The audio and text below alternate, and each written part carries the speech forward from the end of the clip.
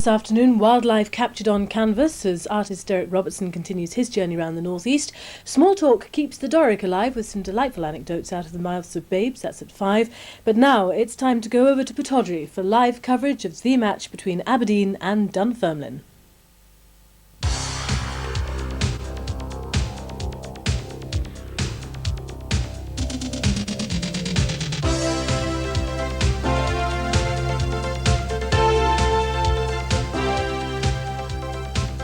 Pittodrie Stadium in Aberdeen, the setting against Dunfermline. Good afternoon and welcome. The match which helps decide the Dons' Premier League future kicks off in less than 15 minutes' time. And between now and 5 o'clock, we'll be bringing you all the action and the atmosphere.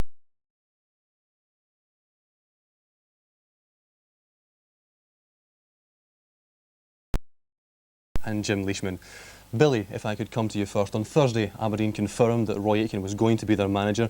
You knew him very well as a player. Do you think he's the right character to manage the Dons at the moment? I think undoubtedly. He's a very strong personality. He was a tremendous captain on the field and off the field as it so happens as well.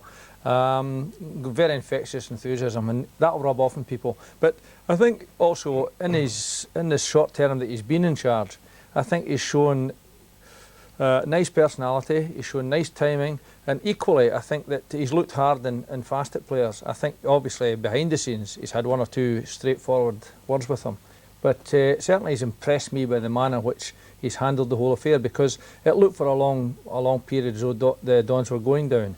He's got them into this playoff situation, and I think he'll see them through to the Premier League next year as well. Jocky, do you think he's got the right characteristics that Aberdeen will need for a playoff situation which neither team has been in before? Yeah, well, Roy, as a player, as Billy said, was always a determined player, was always great character on the pitch, and he'll be putting that into the players. And the last 3 games, Aberdeen have done very well, 3 good results, so obviously he's made some impression there. Jim, Dunfermline have come so close over the past few seasons to getting promotion. Do you think this year they can finally make that final step and get into the Premier League? I think the problem they have today is overcoming the fact that I don't think they've won a game at Aberdeen since the mid-60s. They've got to really concentrate. Their concentration level today has got to be of the highest standard. I think Aberdeen will put them under a lot of pressure, but if they just contain for maybe 20-25 minutes, you never know what happens. And possibly win on the second game on Thursday down East End. They've got a great tradition there. Do you think the fact that it's 2 legs might go against them? They may have preferred a one-off, winner-takes-all situation. I think certainly Dunfermline certainly would have preferred a one-off situation. Aberdeen, because of their European experience, have that advantage of being able to concentrate away from home. They know they have to perform at home. They've got to do the business today. But Dunfermline, I'm sure, would have preferred somewhere like maybe Tannadice, a one-off situation, a cup tie situation, to have the surprise element. Billy, very briefly then, do you think Aberdeen's greatest enemy could be complacency? Well, I don't think they'll be complacent, but I think the onus has switched just a little bit. They will be favourites today, and I think that might well work against them. You know, if, as Jim says, Dunfermline dig in at the start, they might make it difficult, they might silence the crowd a little bit, and they might be restless. OK, Billy, we'll have to leave it there. Now it's back across to Mark.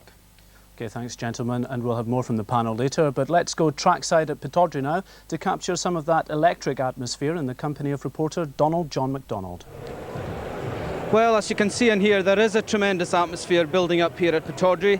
It used to be said you could tell when Aberdeen were doing well by the rustle of sweetie papers on the terracings. Well, that's all changed in recent weeks, and both Don's boss Roy Aitken and Chairman Ian Donald have heaped praise on the part played by the Red Army in the team's recent revival. Supporters have travelled from all over the country for today's crucial sellout clash, among them a group from one of the Don's biggest supporters clubs on Orkney. They've chartered a special British Airways plane to be here. Kirkwall Airport, normally closed on a Sunday, opened specially to bring them down. Well, with me now is Don's midfielder Paul Kane, who's suspended for today's game. Paul, what's the mood like in the dressing room? It's very intense. It's much like the one against Dundee United. The boys will be up for it, and if the fans can create the same atmosphere as against Dundee United, we'll do the business. Is complacency the biggest enemy? No, the new manager taking over is he's up for it, and the boys will show the right attitude. Good luck. OK, thanks. Thanks, Donald John. Well, these playoffs are without a doubt the most crucial matches in Aberdeen's 92-year history. But after a decade of European and domestic success, just why are the Dons now in the position of fighting for Premier League survival? When the 94-95 season kicked off away back in August, the thoughts of Dons fans were firmly fixed on challenging for major honours. Hearts were the first to fall at Pittodrie. But by the end of the month, the seeds of doubt had been sown.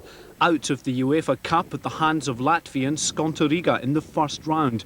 No other Premier wins and just a reasonable run in the Coca-Cola Cup. As the weeks rolled by, a string of disappointing results left the Dons out of that tournament and, come the end of October, 7th position in the league. The gloom continued and by December it had become obvious the Pittodrie side were in serious trouble. Over the coming weeks they continually hovered in the relegation zone. It all came to a head in early February when boss Willie Miller, the club's greatest ever servant, parted company with the Dons.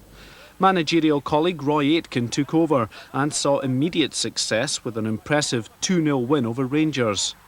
But then disaster, knocked out of the Scottish Cup by lowly Stenhousemuir. The rot set in and took a firm grip. The Dons then went 6 weeks without a win and on April the 8th at Ibrox hit bottom spot.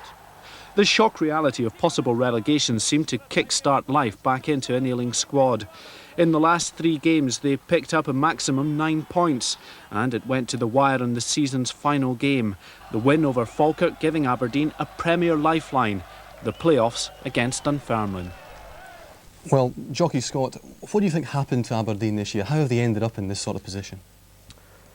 Well, first and foremost, they didn't work hard enough. The players certainly didn't work hard enough in the early part of the season, in my opinion. The quality's there. I mean, they've got good ability, the players are excellent players, they've got international players. But just the fact that they didn't work hard enough, other teams worked harder and got the results. Do you think the players have shown a surprising fighting spirit over the last 3 weeks when if they'd lost they could have gone down?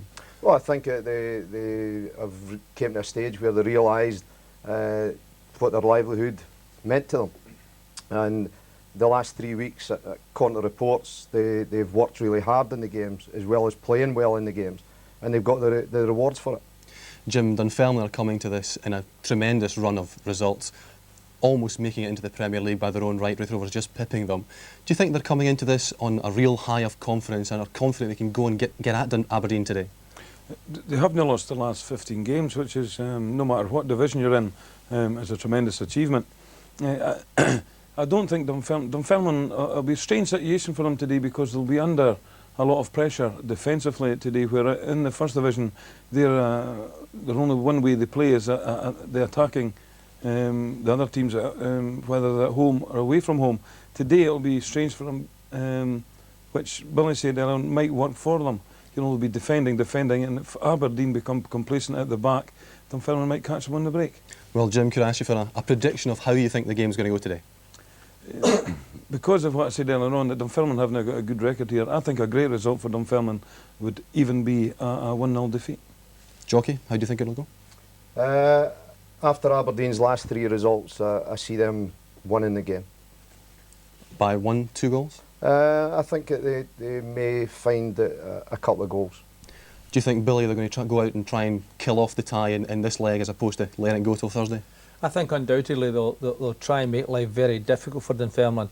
I saw them in the game with Dundee United. They took the game to United and they got the result they wanted simply because they were a more energetic and a more determined side. Joe Miller's come to life again, and I think he's come to life at a good time for them because they didn't have an awful lot of craft or skill in the team. What they had was a lot of energy, but Joe might well do the business today. OK, gents, thanks for the moment. Now it's back to Mark. Well, kick-off's approaching. Let's take a break there. Rejoin us for the first leg of the Bells League playoffs, Aberdeen against Dunfermline Athletic, in a couple of minutes.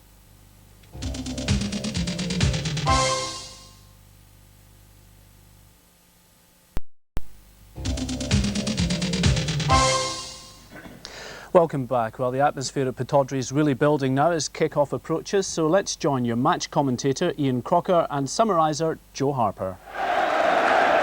Thank you very much. It's the first of 2 dates with destiny for the Dons and Dunfermline. 2 dates which will decide who plays in the Scottish Premier Division. next season alongside Scotland's elite. Aberdeen have never been relegated in their 92-year history. They don't intend to start now, but the Pars have come so close to a place in the Premier in the last couple of seasons. Now they are even closer. They're 50 matches unbeaten as well coming into this one. It feels like a cup final here, but then it virtually is one, albeit two-legged. That second leg to come on Thursday night at East End Park. What will be the situation going into it? We'll find out over the next 90 minutes. A cracking atmosphere though here at Pittodrie for this one. And when we say Aberdeen have never been out of the top flight, they did come mighty close some 19 years ago when Joe Harper has just joined in. We'll talk to him about that in a moment. But a check on the team lineups then as they're greeted here. Aberdeen with Peter Heatherstone returning in midfield. He's back from a ban, so Ray McKinnon makes way, dropping to the bench. Stephen Wright got married yesterday. It's his 200th appearance for the club today. Some weekend for him. There's no Dodds or Kane or Jess or Booth. Scott Thompson again partners Duncan Shearer up front after scoring his first goal for the club at Falkirk last week.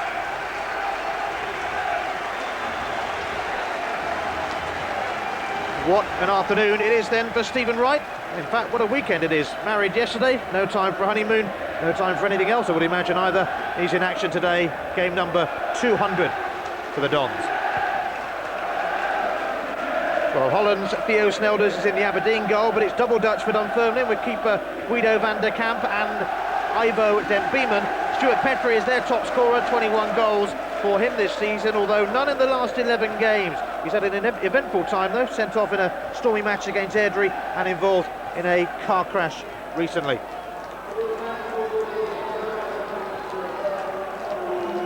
History is made then, the first ever playoff in Scotland, Aberdeen against Dunfermline.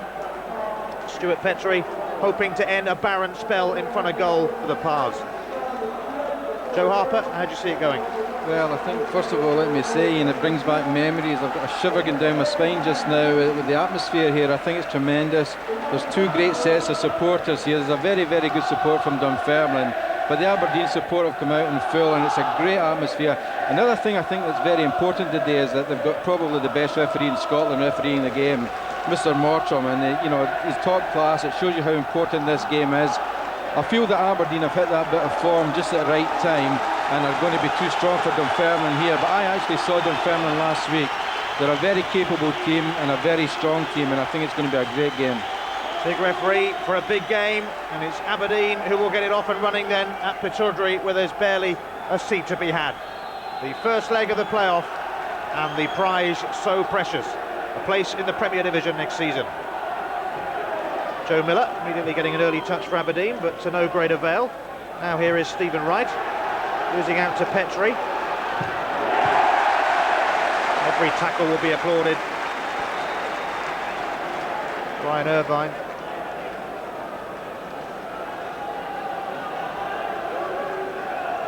Derek Fleming with Dunfermline's throw.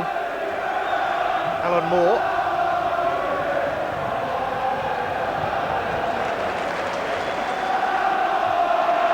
A lot of big men in this Dunfermline lineup.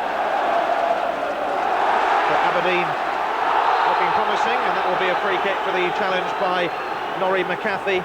Peter Heatherstone not happy. McCarthy making his presence felt early on, and Aberdeen have taken the free kick too quickly. Yeah, that's the sort of thing you expect in a game like this. As you said rightly, it's like a cup tie to both teams. It's so important, and that was just over exuberance there by Norrie McCarthy. Obviously, Joe Miller, Peter Heatherstone wasn't pleased with it and said something back to the referee. Ticking off then for Peter Heatherstone, back from a ban, and Stephen Wright to take the free kick.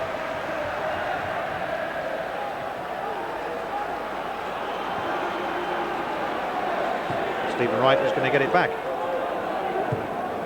23-year-old who's out of contract at the end of the season, might be on his way. Seeing plenty of the action early on. Petrie holding him off. Fleming. He ran it out of play. It'll be Aberdeen's throw-in.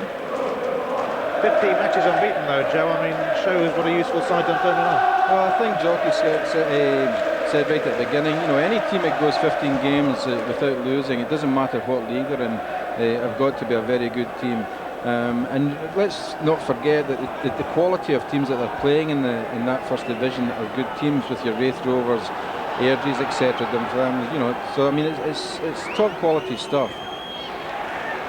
McNamara trying to feed it back to Alan Moore, but it's dealt with by the Aberdeen skipper McKinney.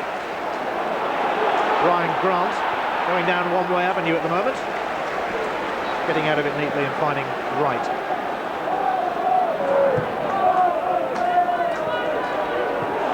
Mistake by McCarthy, nearly letting Duncan Shearer through, but Norrie McCarthy will recover.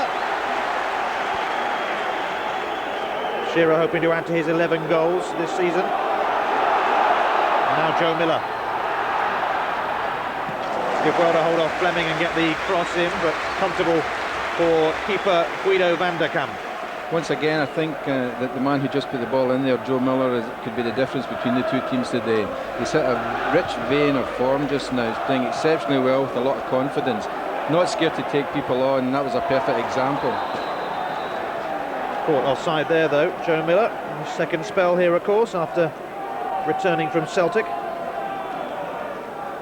At the moment, one thing I'm quite pleased to see is that, you know, Dunfermline don't look as if they've come out to try and contain Aberdeen at all. I mean, they're quite willing to go forward, and that, to me, that's a good sign, because I think they're a better team going forward than they are, you know, in a defensive formation. What can they do from this free kick? Headed away.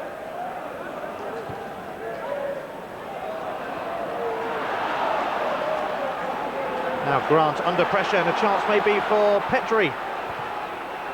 Not a bad effort either by the top scorer for Dunfermline, who's going through a bit of a barren spell at the moment, but an early chance for him. Yeah, again, you know, that was sheer hard work by Dunfermline to retrieve the ball there. Mark McCulloch did very, very well hassling, and Petrie did well to take the player on, getting a good shot which just went past the post. If Aberdeen need any reminding that this is not going to be an easy game, that's the best way to do it. They have the warning already. Joe Miller is fouled.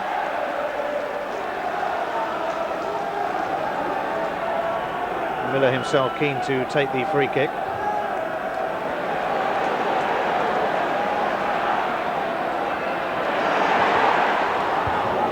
Dunfermline with plenty of men back, and plenty of big men back as well inside of that area.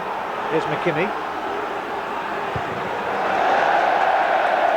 Not the most comfortable of clearances. He managed to hit the roof of the stand. Did Craig Robertson back at his former club.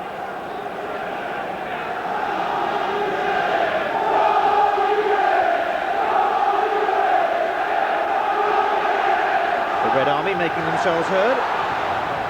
Kimmy, though, trying to find a way through. He can't, but he has won the corner kick for Aberdeen. That was an excellent move by Stewart there. He saw the two players coming between them, slipped the ball between both of them and made the run. Craig Robertson had to run the ball out for a corner. It's the 20th meeting between these teams at Pittodrie. Dunfermline have won only once.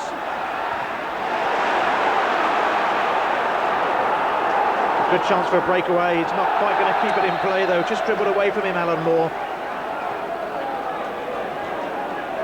Looked like he might have kept it in, but he didn't, and now Aberdeen will push again. Fleming. Petrie coming for it, and Snelder's dealing with it. Offside flag is up. Aberdeen's free kick. Yeah, I don't think that was against Alan Moore. It was actually against Stuart Petrie there for being late coming back. Again, I can't emphasise that Dunfermline have come out and they're trying to play football. I would like to see Aberdeen, rather than hitting these long balls. A chance here as Shearer flicked on, and Scott Thompson so nearly in. Scored his first goal at Falkirk last week. I was just going to say that, you know, rather than see Aberdeen hitting these long, high, hopeful balls and trying to get something off, I'd rather see him playing through the middle on the ground, because I feel that Norrie McCarthy has lost that bit of pace, and also the laddie alongside him, Andy Todd, is very inexperienced. He's actually a striker. Right now, Thompson. Stephen Wright's going to win a corner kick for Aberdeen off his opposite number 3, Derek Fleming. 23 years of age. Only one goal this season, but what a goal it was. A 50-yard lob against Partick Thistle back in March.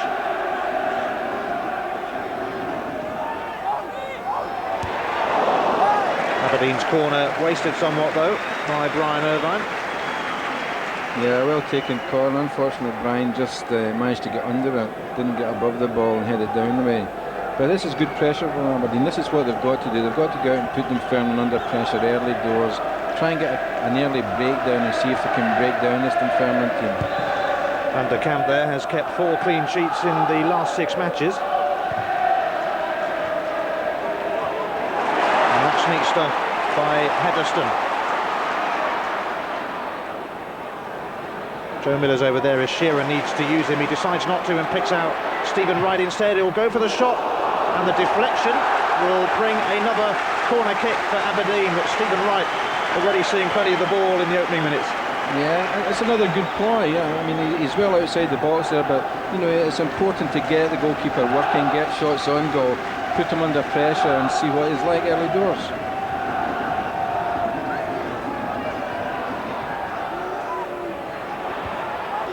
Corner kick by Stephen Glass, and the miscue by Peter Hetherston, just back from a ban. And that's the opposite of putting the ball in. That's the one that gives the goalkeeper all the confidence in the world when you hit it about 30 yards over the bar. Not troubled in the slightest as Van der Kamp. Scottish Cup winner with Dundee United, of course, last season. Dundee United out of the Premier. Dunfermline hoping to go in it at Aberdeen's expense.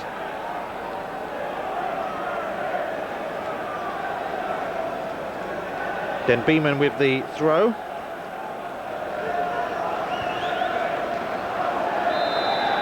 And winning the free kick was Stephen Glass.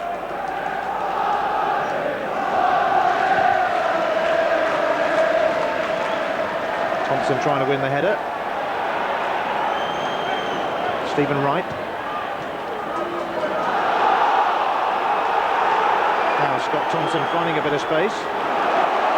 Joe Miller nearly sandwiched, and Fleming comes in eventually. Unfortunately for the Dons, he's going to bounce back off Miller, and behind for the goal kick to Dunfermline, still 0-0.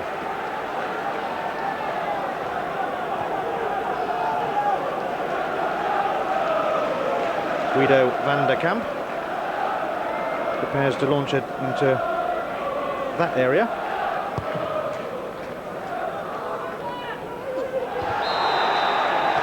And the free kick going Dunfermline's way. Not that Gary Smith was too impressed with the decision. 10 minutes played. Aberdeen 0, Dunfermline 0. In the first leg of the playoff, the first playoff in Scottish football. Now Dunfermline will try and pick out some of their big men here.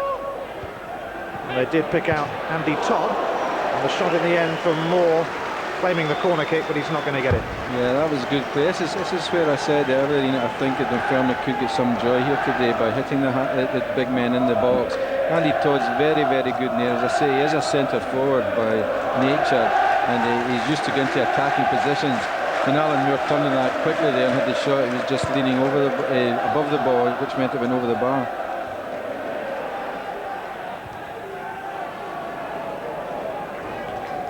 Sun shining in Aberdeen today, but who will it be shining on come the end of the week? Second leg on Thursday night at East End Park. Glass with the clearance finding Thompson. And Hetherston now is away. Oh, he's fouled somewhat crudely is Peter Hetherston there. And they'll win the free kick. Man who experienced relegation last season with Raith Rovers, and that's going to bring a yellow card from referee Leslie Mottram. Yeah, I think quite rightly so. Hetherston was getting away and they were in a good position, Aberdeen, but it's going back to the Andy Todd situation. That was a centre forward attacking someone, you know, it was more clumsy than anything else. And he gets a yellow card and concedes this free kick. Shearer let it go.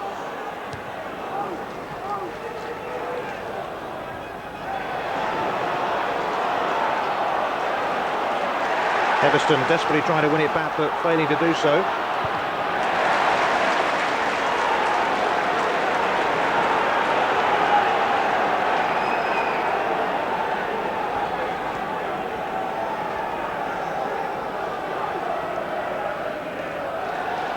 Miller trying to get it back, but fails to do so. And Dunfermline now, they won't get anywhere like that. Comfortable for Theo Snelders. 31 years of age now, the Aberdeen keeper. Returned 2 matches ago after a 7-week absence through injury. Stephen Glass.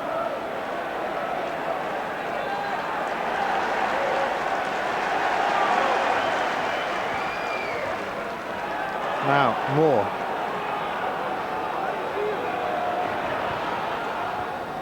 And the lay back won't quite reach Jocky McNeill, who would steam forward.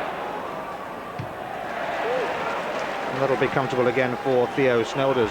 And that was another good move by Dunfermline there. A good early ball into the box. Nice flight. It's just that Jocky didn't time his run there and got in before the ball was played to him. Once more, it shows that they're not going to sit back. Certainly giving it all they got at the moment. Easy for Van der Kamp.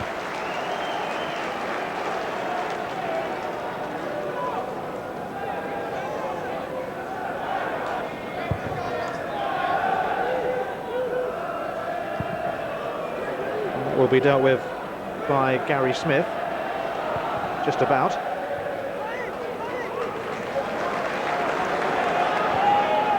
Now what can Aberdeen do here? Stephen Wright. There'll be some chase for Shearer. McAfee's header was a bit stray though. He recovers from his own mistake, although Shearer doesn't believe when he's beaten. Grant now with the centre. Heatherston. Miller. Blocked by McNamara, but not for long. Here's Stephen Glass with the centre. Although that's going to be comfortable for Van der Kamp once again. Yeah, it was a bit scrappy there, but you know the ball got played well wide to Stephen Glass, and it was really a poor cross. You know, the sort of ball that a goalkeeper likes early on in games, pull it out of the air without any challenge. Comes off McKimmie. Smith. Then Beeman heads it out of play. Aberdeen's throw.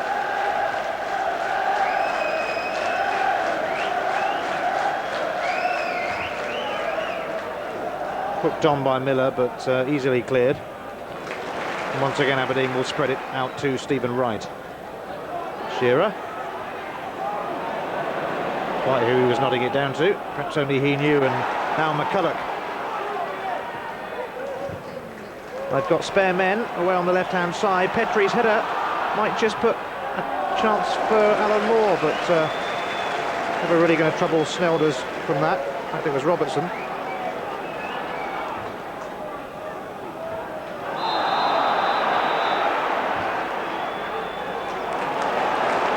Now Miller for Aberdeen. Looking dangerous. Here's McNamara whipping it off his toes there.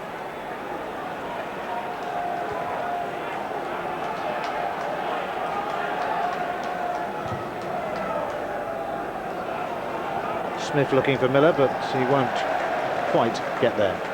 Yeah, I think there's quite a bit of nerves in the game at the moment, because you know, Aberdeen are just using this long ball all the time. They're missing out their midfield. But really they should be playing their midfield and trying to bring people out of defence so that they can get in behind them with the pace of Joe Miller.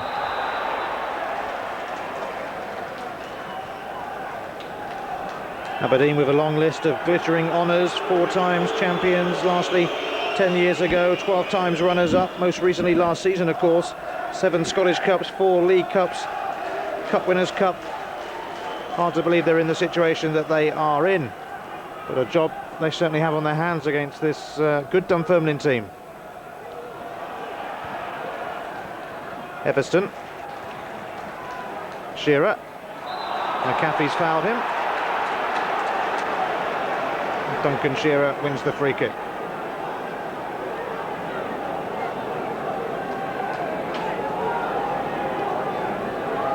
Imposing presence in the front line for Aberdeen.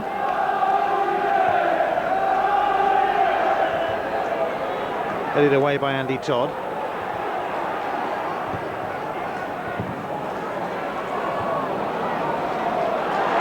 And now Petrie's away. Dunfermline will, disappointing cross, which is going to drop behind Aberdeen's goal kick. Yeah, again, it was a very good move again. Ball played wide by Stuart Petrie, but you know, the final pass so far in the game has been quite poor. So much at stake. Dunfermline seem to have settled into a 4-4-2 formation, whereas Aberdeen tend to go with a 4-3-3 formation. But one of the most important things is it stuck Craig Robertson back just in front of their back four, and he's picking everything up and doing a really good job. Stephen Wright. Shearer is the target. Came off some part of his anatomy, but Dunfermline deal with it anyway. McCulloch's not on. Petrie can't control it, and Wright clears, but here's Alan Moore with a chance. Just trickled through to McKimmie. The flag stays down as McKimmie pops one over the top, but Fleming gets back and just beats Scott Thompson to it.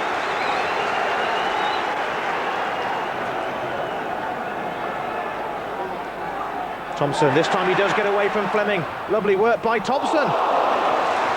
Close to the opening goal of the afternoon.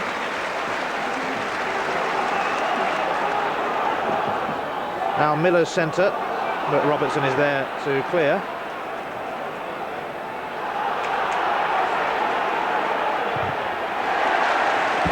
Yeah, that was excellent work by young Scott Thompson there. A lovely nutmeg out in the right and a very tantalising cross, which if it hadn't been for the size of Guido van der Kamp, could have ended up in the back of the net.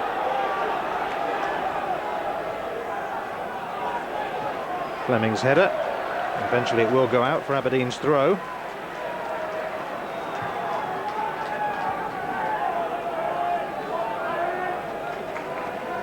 Which Wright will take. Aberdeen 0, Dunfermline 0. Shearer moving across. Grant. McKimmie.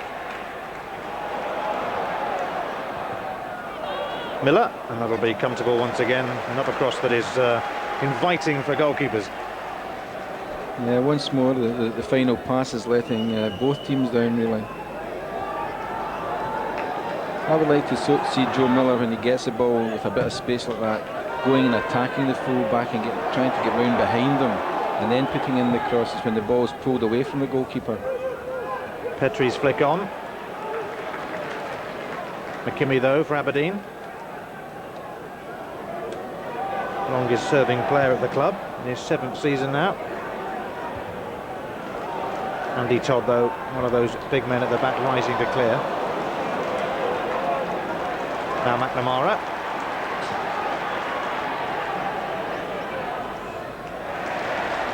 Neat work as well. He had the beating of Stephen Glass, but absolutely nobody waiting in the middle for Dunfermline. Yeah, a bit disappointing. There's actually 3 midfield players and a full-back standing 20 yards outside the box there, where you'd have thought at least one of them would have made the attempt to try and get himself into the box for the cross. They didn't though, giving Aberdeen a chance at the other end with Miller's centre. Comes to Stephen Glass.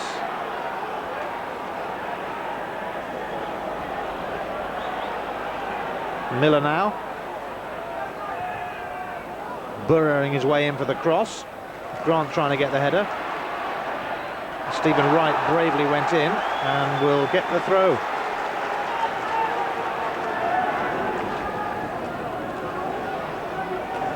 Now, has he created enough space for the cross? He did, but not the kind of cross he would have wished. Featherstone. Dunfermline fans looked for a free kick for the challenge of Alan Moore, but it wasn't forthcoming from referee Mottram. McKimmie. Thompson. Miller behind him, but he'll go for the cross himself, and it's a good cross. Shearer's header. Affected though by Guido van der Kamp, but that was better on the crossing front. Yeah, once more that was an excellent move here by young Thompson. It was a very difficult ball for Duncan Shearer. He had to come back on it and still got quite a bit of power into it. An excellent move and a good attempt at goal.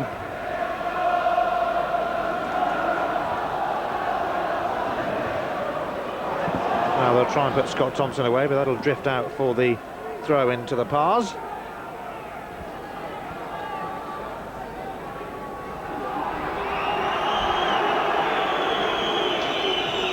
Which Dunfermline isn't in a terrible hurry to take. much to the dismay of some of the Aberdeen fans.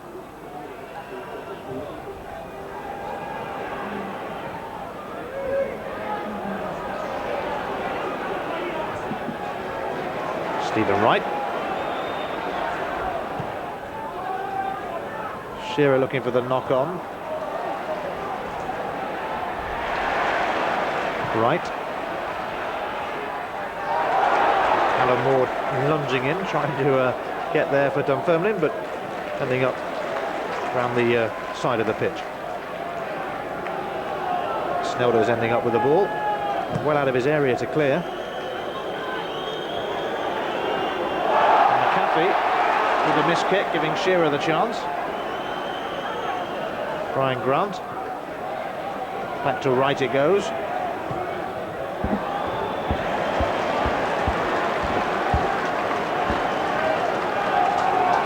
Still no way through for either side yet. And Moore, I think, has felt the effects of that earlier collision. They're actually working it quite well at the back. Dunfermline, as I say, Craig Robertson is just sitting in front of the sort of back four setup. And anything high it's coming in, the big boys are winning it, but anything that's getting played into feet, Craig Robertson is breaking out every time and winning most of the balls. You know, you would feel that somebody would have to go on him and try and pull him a bit wider if he'll go.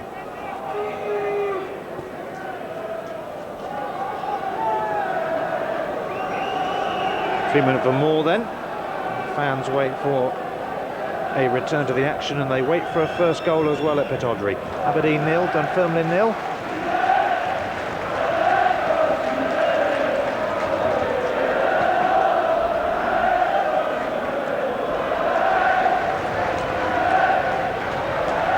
This is really the stage of the game where the fans have really got to get behind both teams, you know, and get them going, giving that wee bit extra, keep them up to their work. Obviously, the longer it goes, the better it suits Dunfermline. But you know, the Aberdeen fans outnumber the Dunfermline fans by thousands, so really they should be making plenty of noise, getting the team going. Grant now trying to put Thompson in, and he'll get the shot in as well. Affected by the keeper, although probably going wide anyway.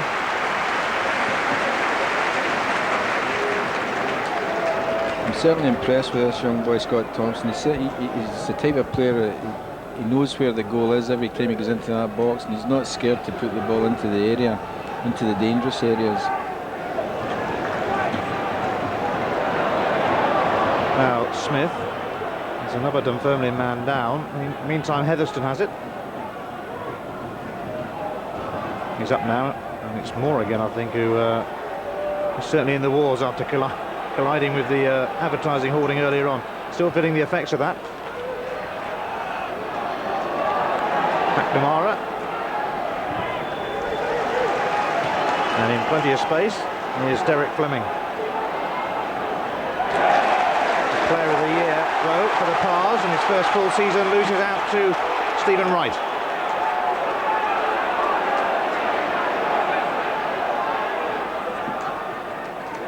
Grant. Heatherstone as busy as ever. It was he who was deemed to be fouling McCarthy, and I don't think Peter Heatherstone was overly impressed with the linesman. Yeah, I think it was really a handball. He just nudged the ball. The referee wasn't in a position to see it, but the linesman was perfectly placed to pick it up. It was just a slight nudge with the hand.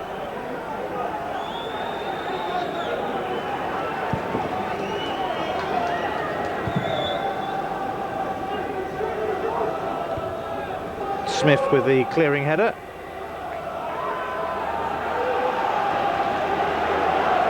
It's going to come out to Derek Fleming, though.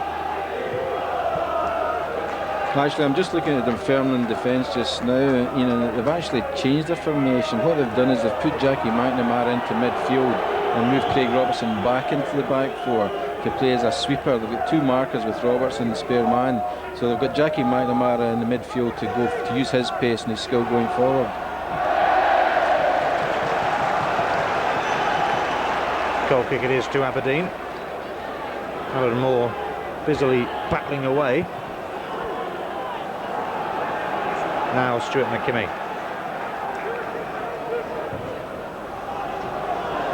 Scott Thompson will chase this.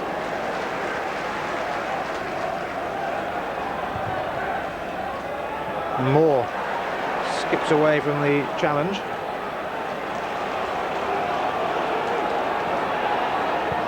Dunfermline with a wild centre, and he knows it.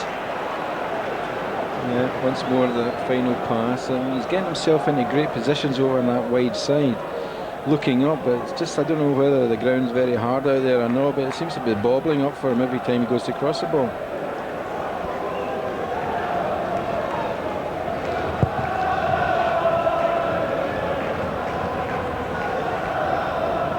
Stephen Glass looking for Miller. That's again challenging. Pops at the feet of McKimmie. Miller. Now maybe a chance for Aberdeen with Miller, found by Glass. McAfee is there though, a strong header. Comes back to Miller though. Now Stephen Glass again. Thompson was teeing himself up for the header, but it didn't get there because of Andy Todd. Now this could be interesting for Dunfermline. Smith though gets the challenge in on Petrie. 21 goals this season for Stuart Petrie. But looking for his first in 12 this afternoon. Aberdeen 0, Dunfermline 0. Again, time being wasted a little bit on these throws. Moore is the man who's found. McKimmie is the man who sends it out. Dunfermline then will fancy another long one. And Todd has come up from the back.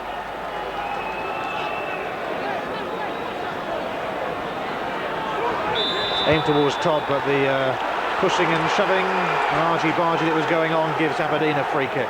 I actually find that hard to believe, because I think Brian Irvin was at it as well, you know. Silly, well, I feel it was a silly decision. I think we were both at it. Yeah, it's looked a bit 50-50.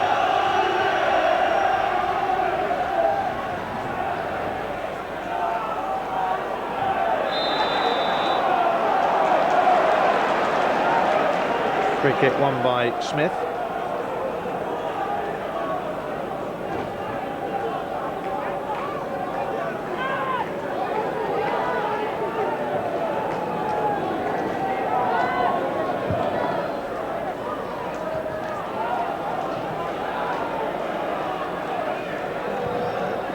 McAfee went up for the free kick, gets the cross in.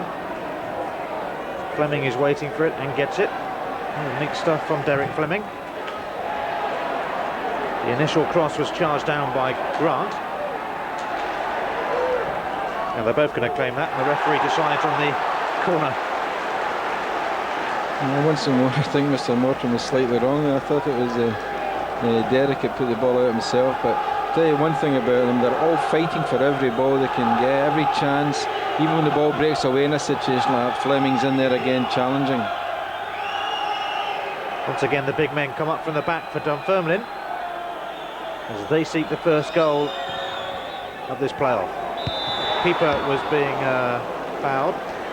Referee Mottram close by gives another free kick the way of Aberdeen in the box. Yeah, regardless of whether it's a free kick or not, I think Stuart Petrie would be disappointed with his finish. He had a free goal there and didn't even hit the target.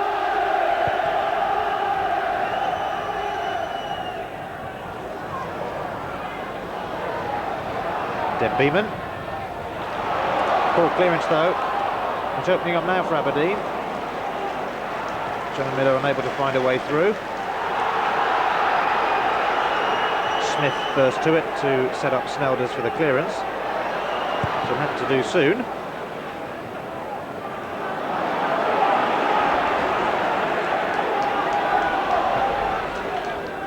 Fleming.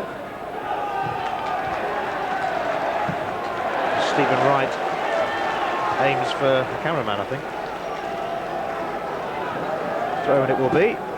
Fleming to take it. The way the game's going, they can't even hit them. Aberdeen have actually taken their foot off the pedal a wee bit, and Dunfermline have come into the game more in the last 10 minutes.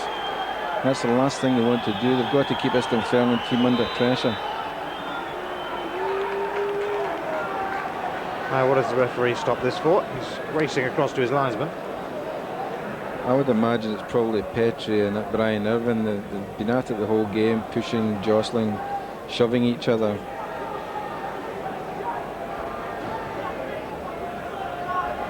Vastly experienced Leslie Mottram is going to bring his book out anyway.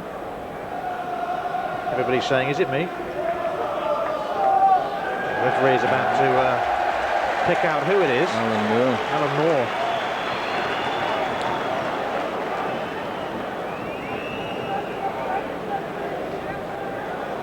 Spent the last few minutes sliding off the pitch and going down injured, and now he's got a yellow card as well. Leslie Mottram explaining why. Alan Moore not arguing. Irvin as well. That's just part of the game, jostling each other inside. Defenders and forwards will always do that. You know, as long as it doesn't get out of hand and you get elbows swinging or punches thrown, you're always going to get that in the game. You know, I wouldn't like to see the game being spoiled by anyone being sent off here today for something trivial. Petrie and Wright tangling. Dunfermline's throw. Former Meadowbank man Fleming to take it.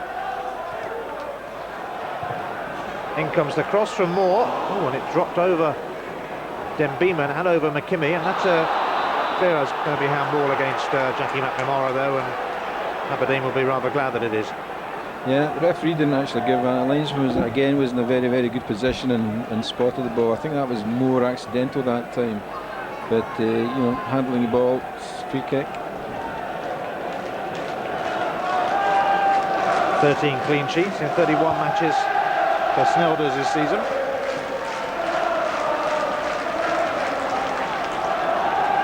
Shearer thinks about taking the throw himself, changes his mind and leaves it now for McKimmie. Shearer. Grant will jump. Free kick goes the way of Dunfermline though. Frustrating stuff so far. Yeah, I think if I was Aberdeen, I'd be a wee bit worried just now, because I wouldn't want to see Duncan Shearer coming out into midfield and picking balls up and playing him into the box. I mean, he's the most prolific goal scorer. He's the lad that should be in there challenging for balls. In a situation like that, he comes out, picks the ball up and puts in a high cross for, you know, really where he should be. Fleming's header.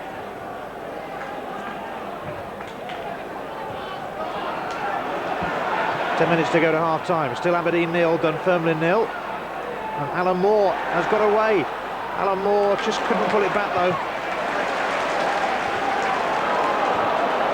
Snapped back in by Denbeeman, but Snelders will be there that time.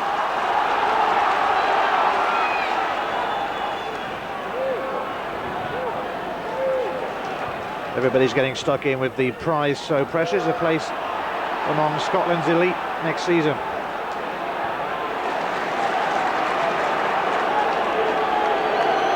Right.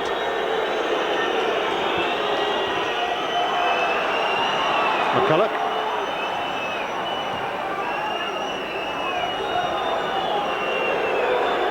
And now treatment might well be given. The referee, I think, is going to stop play, so that treatment can be given. And well, as usual, the different reaction from both sets of supporters here. Dunfermline fans felt that it should have been stopped a long time ago, so that Petrie could be seen to. I certainly think that Aberdeen in the first 35 minutes have seen enough, especially Roy Aitken. I think he's seen enough to, you know, to be saying to his players, this isn't going to be the walkover that they all thought it would be. This team are fighting, you know, they're so close to getting into the Premier League. They're going to fight for every ball, they're tackling hard, they're not scared to commit themselves. You know, okay, they're taking the sting out the game when they have the chance, when it goes out for a throw-in, etc. But that's something you'd expect in the game. You can't condone it, but that's just, you know, common nature. But they certainly have seen enough in the first 35 minutes to think that Dunfermline are a danger in this game. More than a bit useful.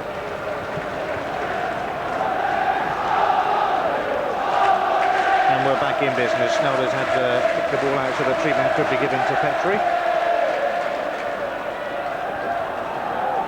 Thompson's header. Now Wright and Moore go for that one, and Wright gets there. Stephen Glass can't find a way past his man. Stephen Wright comes to the rescue. Now McNamara away to Fleming.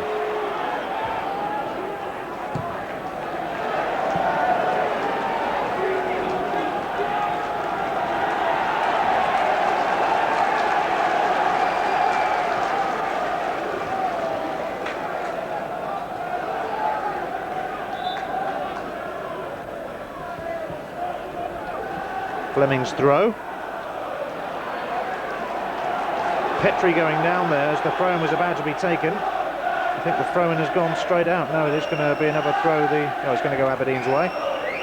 And it'll be Stephen Wright just sending it back to Snelders. A few little niggly duels going on there. Yeah, Brian Irvin was shouting at Petrie for supposedly taking a dive, and Petrie shouting at Brian Irvin for knocking him down, so take your pick. Den Beeman now for McNamara. Wasted somewhat though. Nowhere near the front two for the Pars. Right now for the Dons. Oh, that's not bad. Shearer looking for Thompson, and the keeper comes. And Dunfermline didn't really care how they got it away. They got it away. Well, if that ball was meant by Stephen Wright, there was an absolutely tremendous ball to the far post. He obviously saw Duncan with no one near him, but it's still this high ball scenario, putting it into the box and hoping that someone's going to get a knock onto it. I bet he'll tell you he meant it. She taps it in now for Miller. Grant fouled. And free kick to Aberdeen. Well, he said he meant he scored that goal at Firhill from 45-50 yards, so I'm sure he meant that pass as well. His only goal of the season, but what a goal it was. So the foul by Smith gives Aberdeen a chance. As we wait for a breakthrough in this playoff. 0-0. Second leg at East End Park on Thursday. Aberdeen finding it tough going at the moment. Stephen Glass there with a fine effort. Great goal. What a fine goal to open the scoring. Stephen Glass sneaking it into the corner. Aberdeen lead by a goal to 0. And what a goal it was. Yeah, that was absolutely tremendous. There's a bit of cadology there. Duncan Shearer, who normally hits the free kicks, actually waved Stephen Glass to come on as if he was going to run over the ball. He took it first time, the laddie, just over the top of the wall, bounced in front of Van de Kamp and went into the net. I mean, that's a breakthrough that Aberdeen need. Now they've got to put more pressure on, and now Dunfermline have got to really tighten up and make sure that they don't crack. Here's McCarthy now. Header back by Irvin, though, will carry through to Snelders, and you can sense the relief around Pittodrie.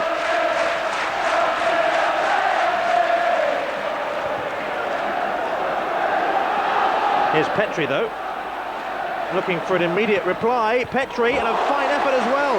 He nearly got the perfect reply. Snelders tipping it away. That was absolutely tremendous play. Long clearance, he pulled it down so well. Feinted to one side to take the player, cut inside in his left and hit a great shot, and it was a really tremendous save by Snelders.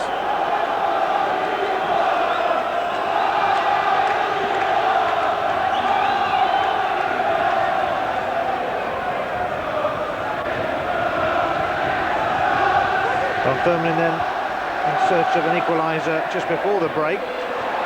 Poor corner though, and Shearer snapping in. McNamara does manage to get the cross in. Moore's header, and Snelders came off Snelders there. Maybe it's going to be a goal kick given though. Yeah. It certainly wasn't offside. Leishman was right up with play, didn't put his flag up. Well, he got the last touch, but he also gets the goal kick. McAfee then hoping to lead his team back into this first leg. I think Bergpaint will be very disappointed at losing a goal this late in the first half, especially the way it came, because really, in fairness to both teams, they haven't really pressurised any of the goalkeepers. You know, it was a basic free kick. Boy hit it very, very well, but I think I would be disappointed if I was the manager. they've lost a goal this late in the first half.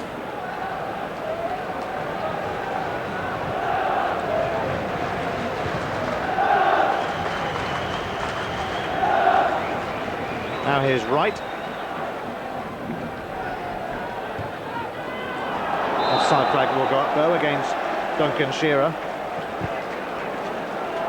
Next couple of minutes is very important. It's important for Aberdeen to keep pressurising Dunfermline with only 2 or 3 minutes to go to half-time. It's important for Dunfermline to get themselves sorted out, get themselves tight and not lose anything else before the end of the first half.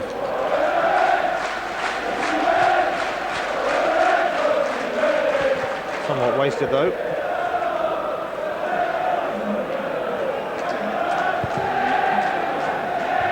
Now Stephen Glass colliding with the referee. He still managed to hook it past Leslie Mottram. Glass, who has been one of the highs in a season of lows really, his emergence this season.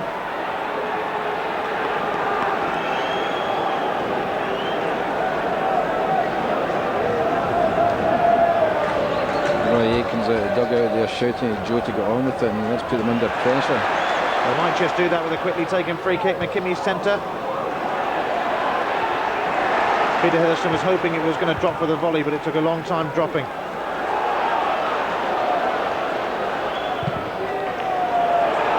Now Snelders with the up and under, and Scott Thompson here. And maybe a chance now if it can be turned back by Irvine. He's won the corner kick, but Aberdeen so close. Yeah, really. Craig Robertson's actually shouting at his goalkeeper, and quite rightly so. It was a high, hopeful ball, and really the goalkeeper should be out in the edge of his box in a situation like that to pick the ball up. He hesitated, and they're very, very lucky not to go too down. In comes the corner, palmed away, but only as far as Grant, and they'll be put under more pressure. Missed by McCarthy. Stephen Glass has come off him and gone behind for the goal kick. The youngster whose goal separates the sides then, and what a goal too for him. And that's the last thing that a defence needs, a bit of a misunderstanding between their players, especially when the big goalkeeper isn't forward enough to come and pick things up like that, you know, show a bit of commitment, and it begins to put a wee bit of pressure on them.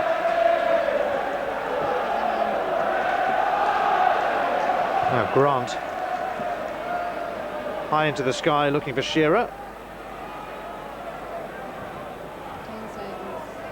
Here's the goal scorer. Offside flag though will go up against Scott Thompson. Aberdeen have won 13 of the 20 meetings between the two teams here. 6 have ended all square.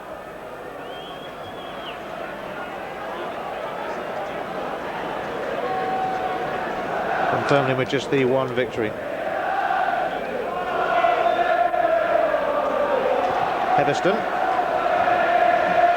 Todd. Presence of Shearer not enough to deny Dunfermline possession. Now McNamara.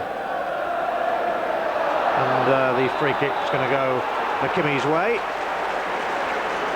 And he's rather pleased about it.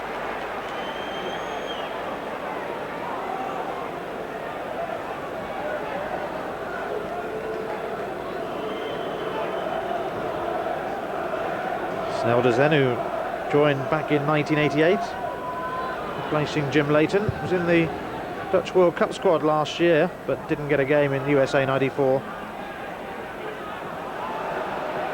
Heatherstone. Then Beeman's clearance met by Irvine. Now Shearer on the chase. Thompson in the middle. Shearer tucks it back, but McCarthy, it was always going to be his ball.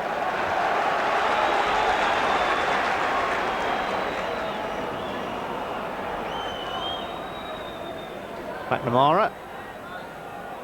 Moore. Finds McNamara again. And again.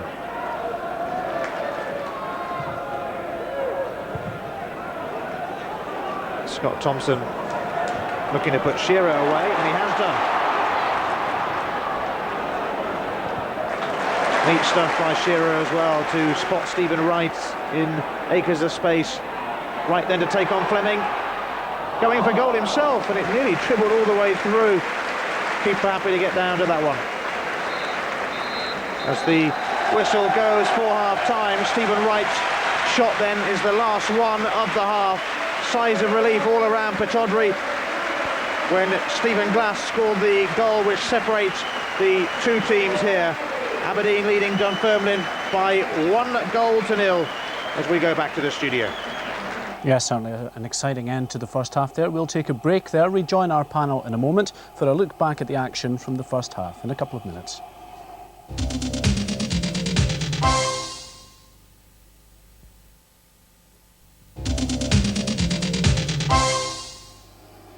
Welcome back. Well, back in the studio now for some more discussion. Billy McNeill, a first half that probably didn't go to plan as far as we were concerned. Well, I never anticipated it would be easy, and I think all credit to Dunfermline. They made life awkward and difficult for Aberdeen. In actual fact, I thought they'd weathered the storm quite well, and it looked to me as though Petrie and Moore were causing Aberdeen that bit more problem than the opposite way. But the goal soon changed that, didn't it? Aberdeen came back to life after that, and but all credit to Dunfermline. They've made life awkward for Aberdeen. It's been a good first half, an exciting first half, and I think there's an awful lot more incident to come.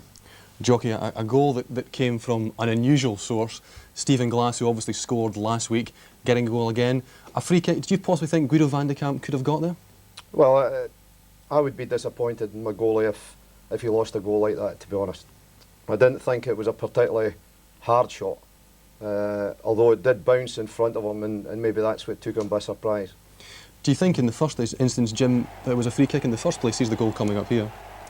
Well, I thought Paul Smith made contact with the ball first, but the tackle from behind is, you know, managers a lot of the time disagree with the decisions with the referee, especially when you get the ball first. But I thought it was a soft free kick. Immediately after that, Dunfermline right back into things again. Stuart Petrie, a great turn and shot up front. An excellent save from Theo Snelders.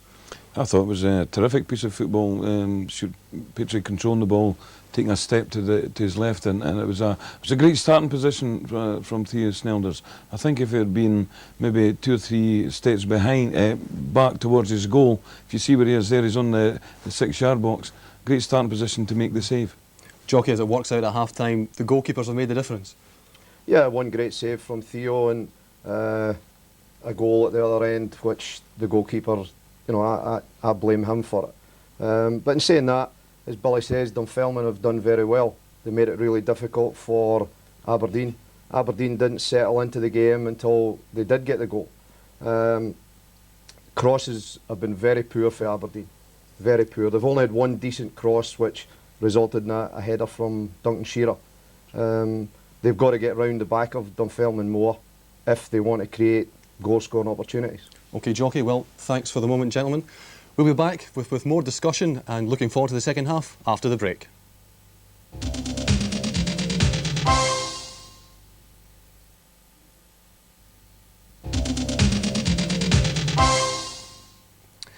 Welcome back. Well, we were fairly critical of Aberdeen in the first half, but Jim, Dunfermline defended very well there, didn't they?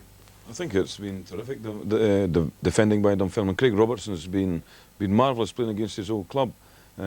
He's attacked both the 2 central defenders, McCarthy and Todd, have been terrific. Aberdeen, I think, played into the system, playing high balls, and McCarthy, Todd and Craig Robertson all good in the air, but superb. But Jocky, Dunfermline, they haven't sat back. They've had chances as well. This one fairly early on in the game. No, the Dunfermline have set out their stall with Craig Robertson as a sweeper.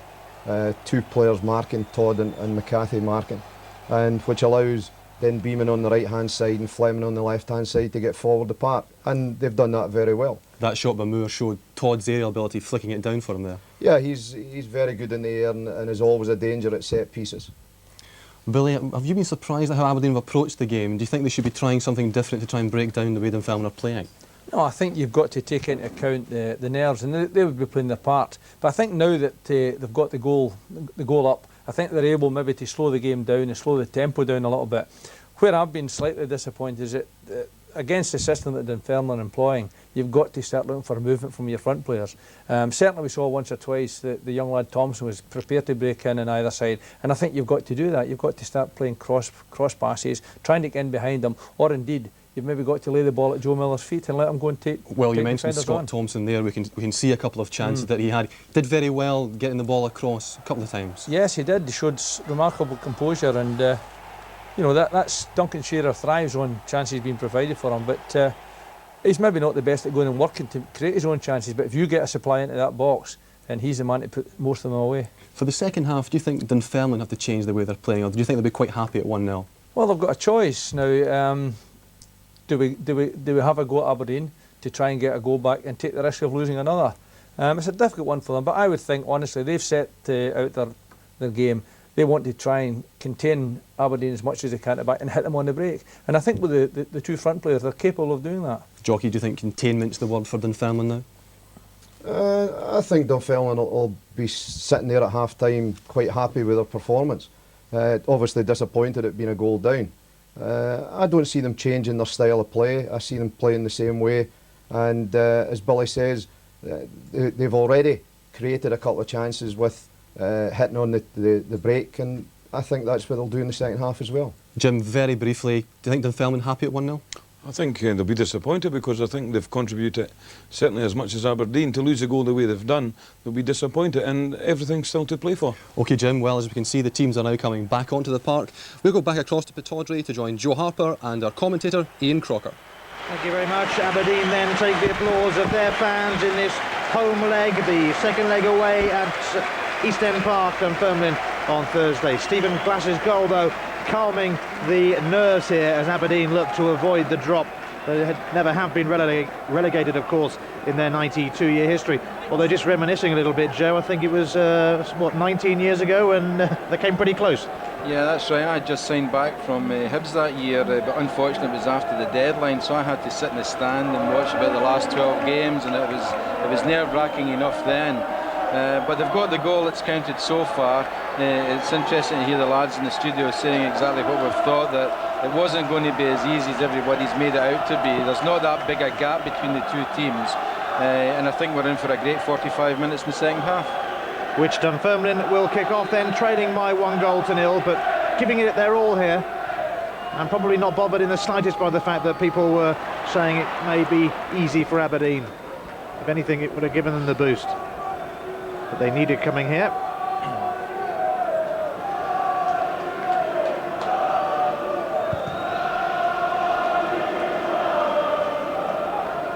Then Beeman completely missed it.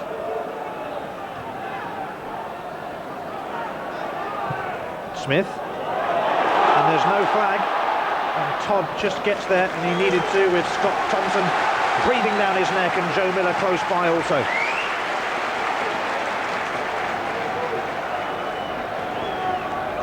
Corner kick coming in, and Shearer gets the header in. There weren't actually many Aberdeen players in the box as the corner was sent in, but one of the most lethal finishers, Shearer, was there. He couldn't finish on that occasion. Yeah, I think Brian Irvine will be a wee bit disappointed. I noticed Shearer shaking hands with him the way by there. I think Brian was coming in a better position behind him, but Duncan was already up there and stretching for the ball and couldn't get out the over. And De Camp ready to clear it away then. Irvine's header that time.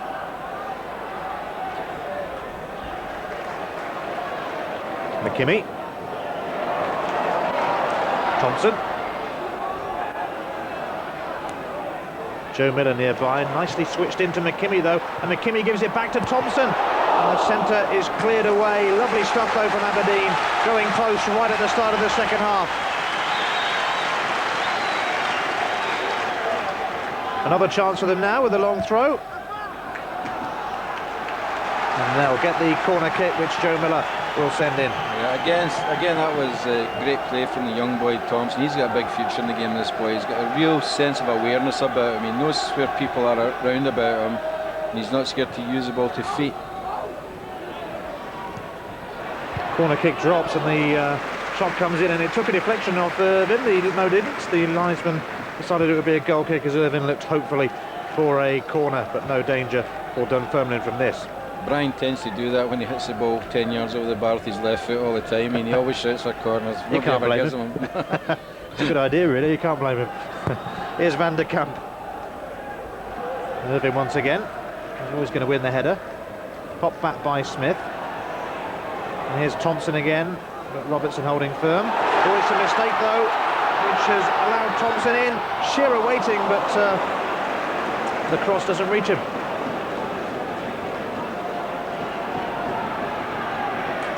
Now Grant. Right, and that time the flag will go up. Yeah, we seem to have the same pattern as we had in the first half, with Aberdeen going out and doing all the pressing in the early minutes, Dunfermline just trying to contain them. You know, again, you have areas and points and times in the game where it's important for each team to consolidate. Dunfermline will want to hold Aberdeen for as long as the first 20 minutes and calm the game down. Aberdeen will want to go and press and put them under pressure and try and get that all-important second goal. McCulloch will leave the throw for Fleming.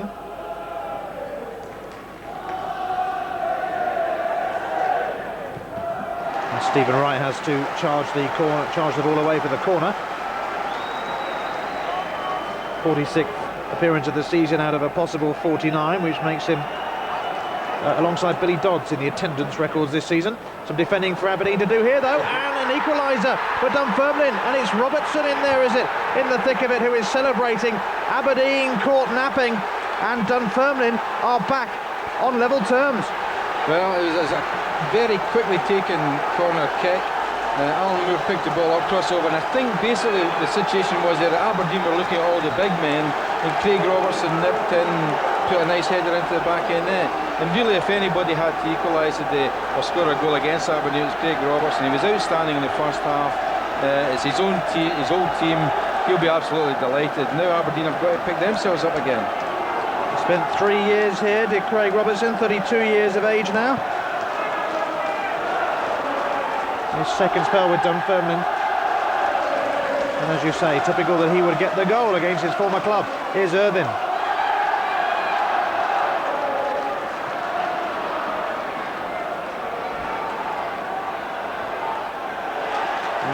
Goal kick is the verdict of the linesman. Brian Grant missing out. Yeah, I think you just had to look at the after he'd scored the goal, how much enjoyment he took out of it. And it was really against the run of play. I mean, the game's only started, but Aberdeen were doing all the pressing. A well-taken goal all the same. And now Alan Moore, nearly finding a way through. Here's Brian Grant.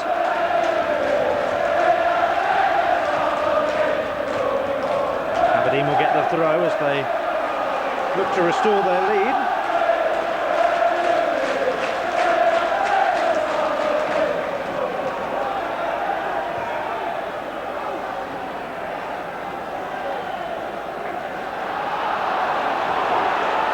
Fleming. Petrie tangling with Irvin, and Petrie wins the free kick. Once again, an interesting little tangle between those two. Yeah, they're two fit, strong, big men. Stuart Petrie won't mind getting knocked about like that. I think he relishes on that sort of thing. Free kick has gone his, and Dunfermline's way. One apiece.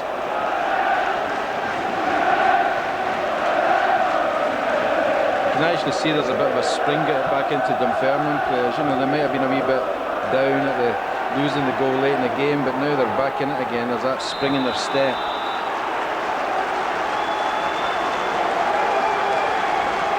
There's one of their promising youngsters as well in Jocky McNamara. This is where Aberdeen have got to have people on the park, leaders on the park. They've got to have people to get the players' heads up again. You know, everything was going so well. They'd scored the all-important goal. Now they've lost the goal. They need people to motivate other guys. You know, come on, let's go. Let's up it a wee bit. Let's put them under pressure. Play at our pace. McKimmie wins the throw off Alan Moore. And he'll take it himself, the Scottish international. Over Den Beeman and Shearer. Out of play off Todd.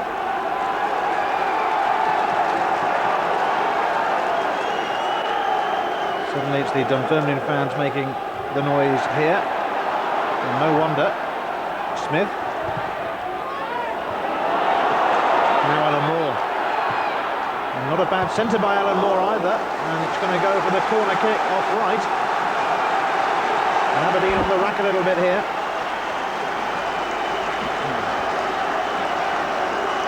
As the cross came in, and that was an important clearance by Stephen Wright.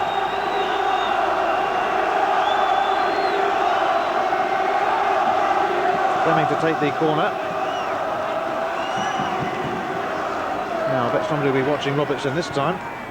Not a good corner, although it's gone out of Grant for another one.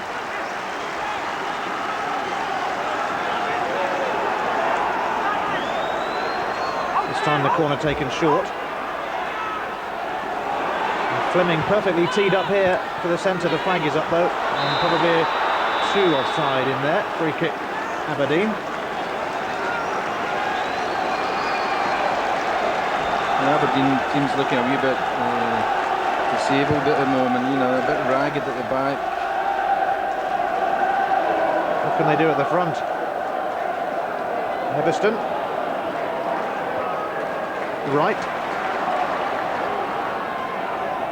Grant nearby in support. Right on his own and surely just a bit fouled, I think.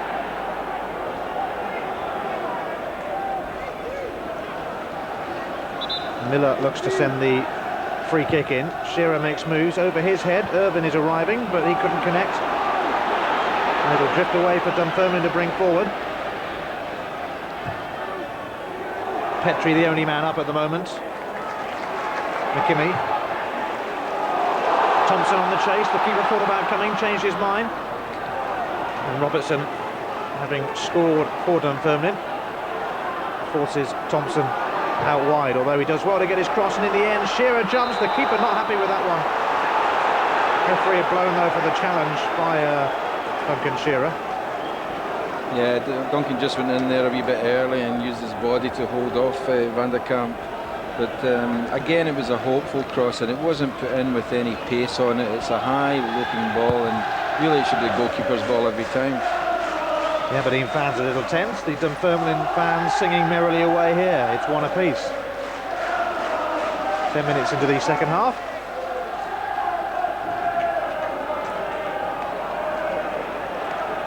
Aberdeen's throw in front of the dugouts.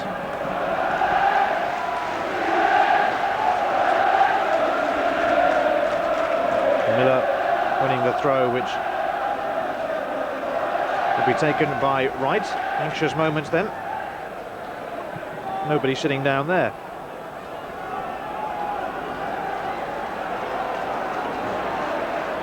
Series of throw-ins for Aberdeen. What can Heatherstone do with this? Corner kick. Miller goes across. Leaves it though for Stephen Glass, the 19-year-old. In comes the corner. Irvin arriving. The keeper parries, but only as far as McKimmie. Shearer's header. Aberdeen back in front. Shearer magic as Duncan restores their lead. Yeah, that was a really well taken goal. A bit disappointed the goalkeeper. He palmed the ball out when he looked as if he could have held it. But Stuart McKimmie didn't panic in the least bit. Nice left foot, just lobbed it back into the middle again. But that time Shearer was on his own, and he just put the header into the empty net virtually. Very well taken goal. Duncan Shearer's 12th of the campaign. A campaign that Aberdeen will hope will end with them staying in the Premier. Now McKimmie is going to get a card here. And Dunfermline are going to get a free kick. They've already come back into the game once. Can they do it again? All sorts of emotions being shown around Pittodrie today, though, with so much at stake. The Aberdeen fans, who had gone very, very quiet, are far from quiet now. Then Beeman, though, with a free kick. Gary Smith cleverly lets it run behind.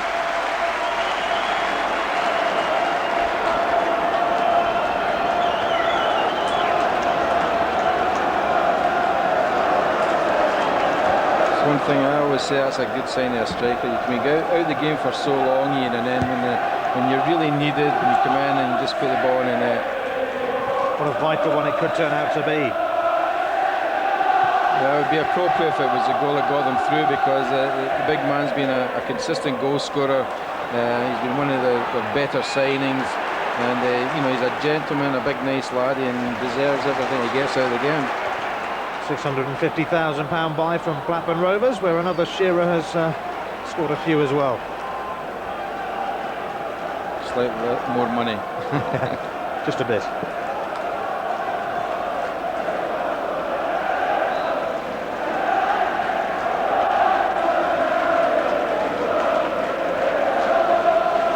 I think the man with the hardest job in the park today is the fourth official, Mr. Rowbottom. He's having difficulty keeping Bert Payton and Dick Campbell and Roy Aitken, Drew Jarvie on the bench. It's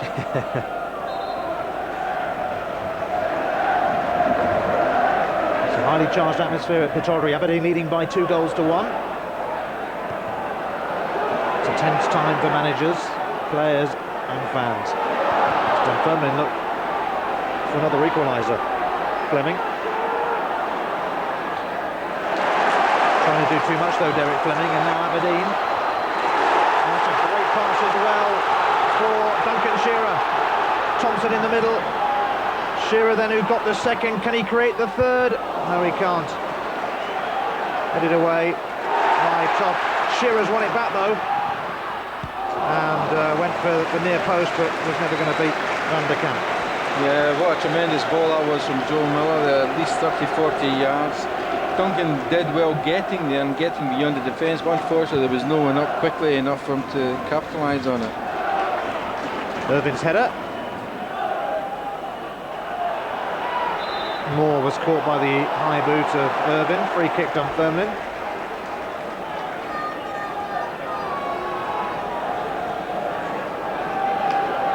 Former Aberdeen man Craig Robertson to take it, and who scored for Dunfermline to level things up, but they're behind again. 2-1 to the Dons.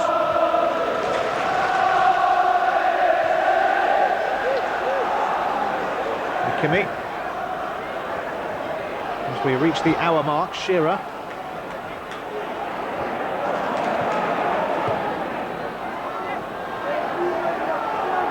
Petrie, Paul Smith, and Smith sending his cross after seeing the invisible man there.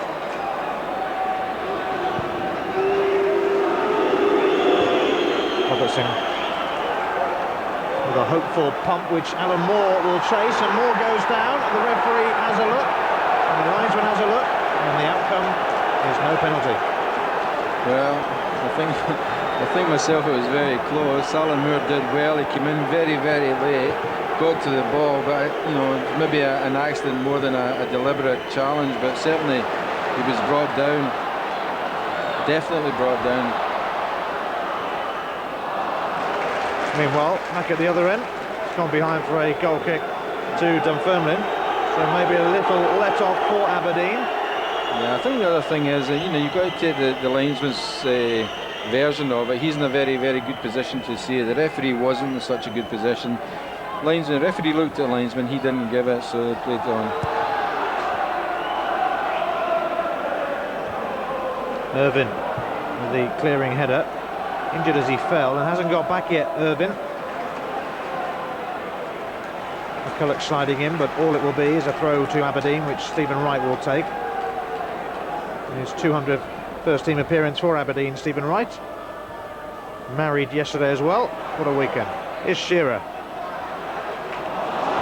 Poor layoff though, looking for Miller. And here go Dunfermline again. It's good work from Den Beeman. I think he's going to run it out of play though. After all that, it's a throw to Aberdeen. Stephen Glass with the pump-up field, the man who scored their first goal. McCarthy's clearance, but nobody there except Thompson and now Heatherstone. And now Miller.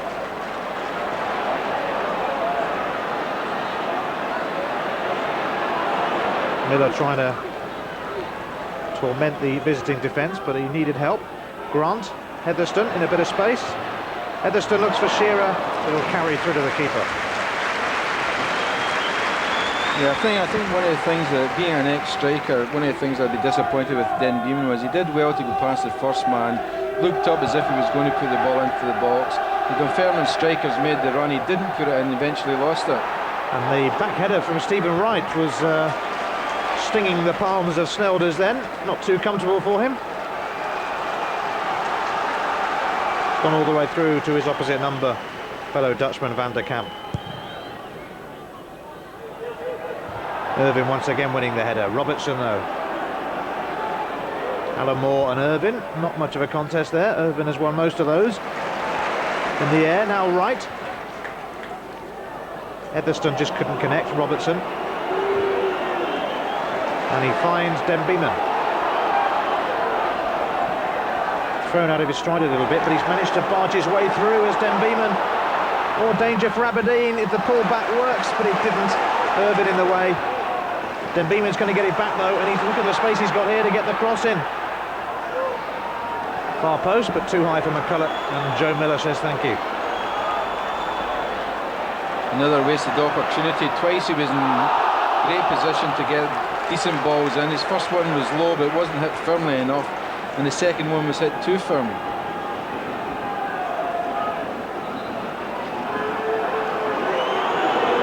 Full marks at Dunfermline again, though. They're coming forward and they're trying to get something out of this game. They've got to, obviously, but they're getting chances. But this final pass, it's been the same the whole story, the whole game. The final pass from the wings. There's been plenty of balls getting to the byline, but that final cross to the far post or to the middle of the area has not been producing anything. The man in the wars this afternoon. Not the first time he's been treated, Alan Moore. 2-1 to Aberdeen. Glass and Shearer the scorers. Robertson heading in against his former club in between.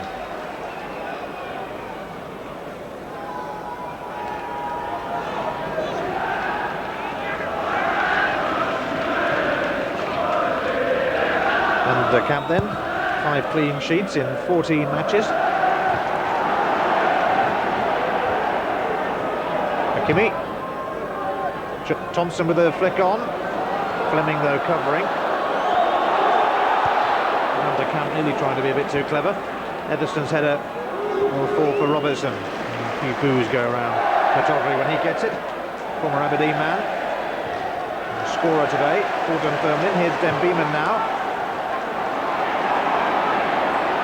McNamara. No free kick. Snelders has it. He's about to release it towards Miller.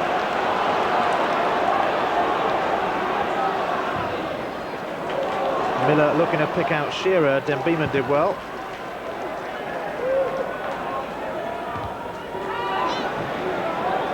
McNamara. Sliced out of play by Den Beeman, much to the delight of the Aberdeen fans.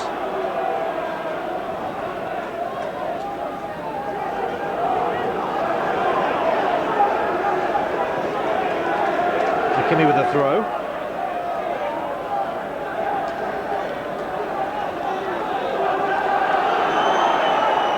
Captain taking his time. Scott Thompson will try and get in, but it's kept by McCarthy. Wasn't kept though by Den Beeman, who caught Duncan Shearer. He'll be okay though.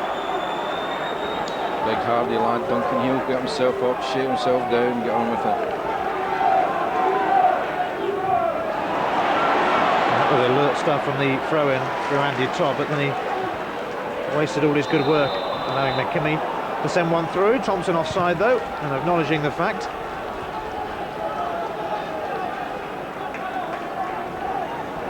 McKimmie, the club captain, of course. And the boos are for this man who's about to take the free kick. Only spent 3 years with Aberdeen, Craig Robertson.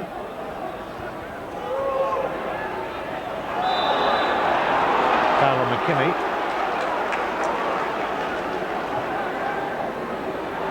Yeah, so it's always an annoying thing. I mean, there was no reason for Stuart Petrie to challenge like that in there. They've got the advantage of the ball being knocked out to one of his players, and yet he goes in late and gives away a stupid free kick when they could have possession and putting Aberdeen under a bit of pressure. McNamara had to release it quickly and did. Now Dunfermline runs into trouble in the shape of McKimmie. He knew that it was going to be his throw.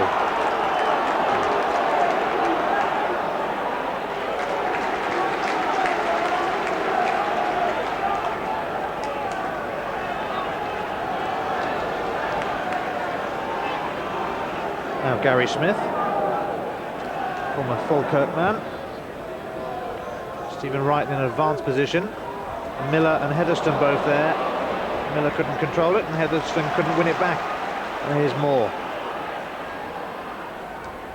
That'll go out of play though.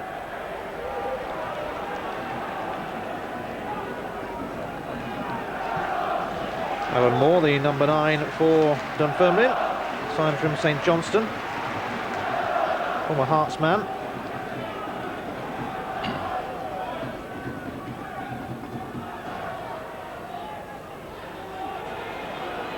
Fleming.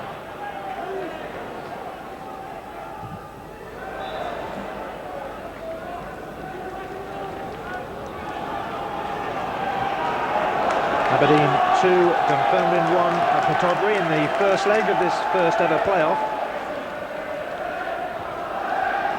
Aitken side ahead. But Dunfermline with the free kick now. They've come back once. Can they do it again?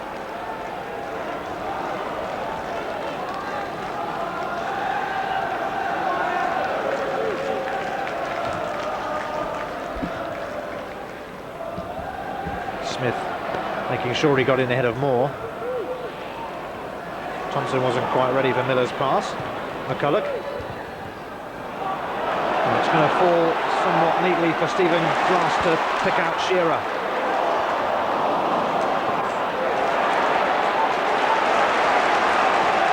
Biting into win balls at the moment, both teams here. Irvin. Familiar pose, heading forward from that position. Now Miller, but Fleming is there. Petrie will chase this with Irvin. And it comes off the Aberdeen number 5 for Dunfermline's throw. Fleming. Absolutely nobody in the box at the moment, and it will be calmly chested down by McKimmie for Snelders. That's a disappointing thing from Dunfermline just now. They're not getting any midfield players willing to take that chance and get themselves into the box. And really, they can't afford to sit back and rely on a 2-1 result getting them through. They've got to try and get something else out of the game. Shearer moved brilliantly to the right to collect the pass from Grant, who then got on the end of the cross. Goal kick though.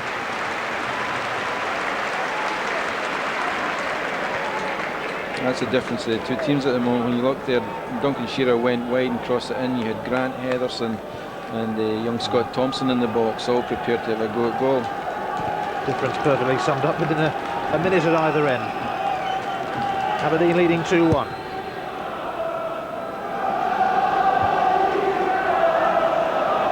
Dunfermline. That was an awkward one for Smith. Try and knock Alan Moore out of his stride. Now they both left that. They both left that one to go behind, and the linesman elected on the goal kick. Yeah, I don't think the shouting at Alan did it at linesman earlier on helped him in that situation. Joe Miller. Quite know what he was trying to do then. I don't think he did either.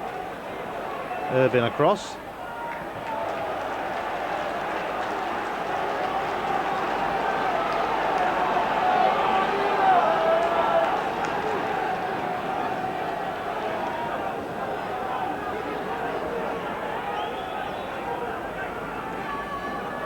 Dunfermline, who've come so close to a place in the Premier in the past couple of seasons. Even closer now with this playoff system. but trailing 2-1 in the first leg. Not a bad overhead kick by Alan Moore. And Stephen Glass was on hand to clear. Here's Shearer. And Miller. Fairly hopeful one. Robertson was there. McCarthy back to Robertson, and Robertson back to the keeper.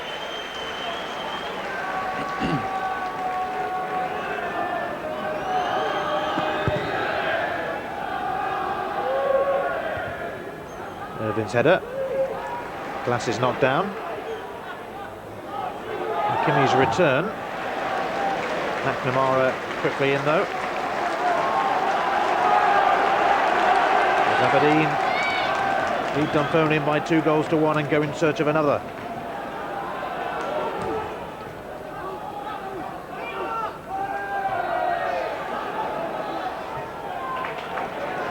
Heatherstone will find Wright. Miller. Nice turn by Miller, but he'll just roll it forward too far, allowing the clearance or the interception to come in from Smith. Kimmy though for Aberdeen. Surging forward again. Shearer makes the run, but McCarthy makes the run as well.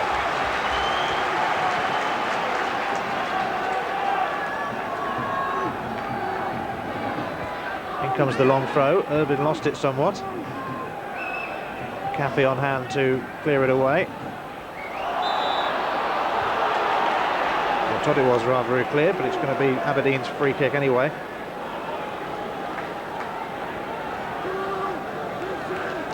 Joe Miller.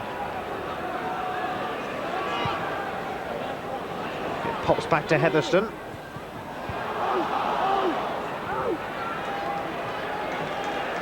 Heatherstone has got McKimmie out wide and he'll use him. McKimmie looks for the return, nearly came off as well, except Den Beeman. Tall, imposing figure was in the way. Now Brian Grant.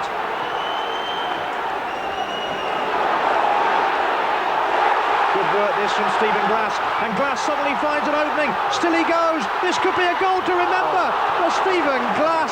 It's a moment to forget, as somehow he misses. What an absolute shame that is. That could have been one of the goals, if not the goal of the season, certainly one of the goals of the season. Tremendous run to the young lad, and his composure just went at the last minute. Unfortunately, he took it onto his right foot, which is probably the weaker of his 2 feet. But an absolutely tremendous run. I think it was trying to, the Dunfermline players tried to bring him down 3 times in that move, and he still got through. Marvellous run, which certainly excited the crowd, but what a shame he could not find the finish. He's 19 years of age.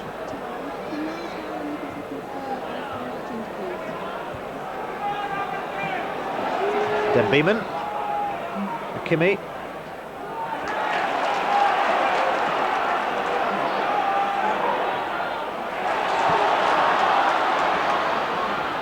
Scott Thompson then looking to pick out Shearer, too high for him. Fleming clears, but only to Heatherstone. Miller. Wright is outside him.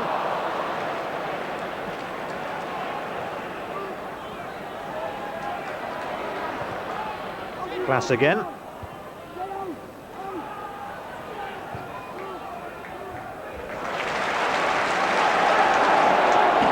Gary Smith now. Being tracked by Petrie, who took a little kick at him, but Smith still has it. And he's got a great cross in also. McCaffey will steer it away before Thompson gets a sniff.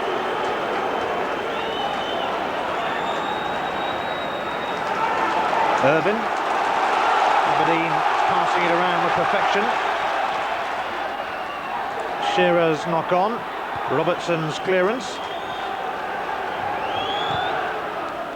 Hit first time by Den Beeman. Tapped on by McKimmie to Smith then. Headed by McCulloch. And McCarthy stumbles it back to the keeper. Yeah, it's actually amazing. I mean, when Aberdeen stick the ball about like that, they look a very, very good team. They look as if they cause anybody problems, and yet they will persist in using these high balls into the box and trying to get Duncan Shearer on the end of them. Now, Greg Shaw, the sub.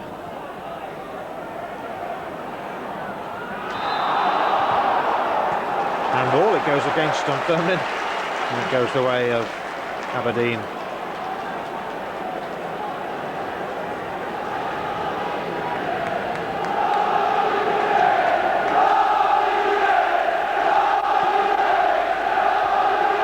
Come on, you Reds is the cry at Pittodrie. Aberdeen leading 2-1. Petrie. Easy for McKimmie though. Although Greg Shaw won't give up the chase. Right. Thompson and Robertson rise, and Robertson wins it, but here's Grant now away to Miller. Fleming snapping in on Joe Miller. Right with a throw.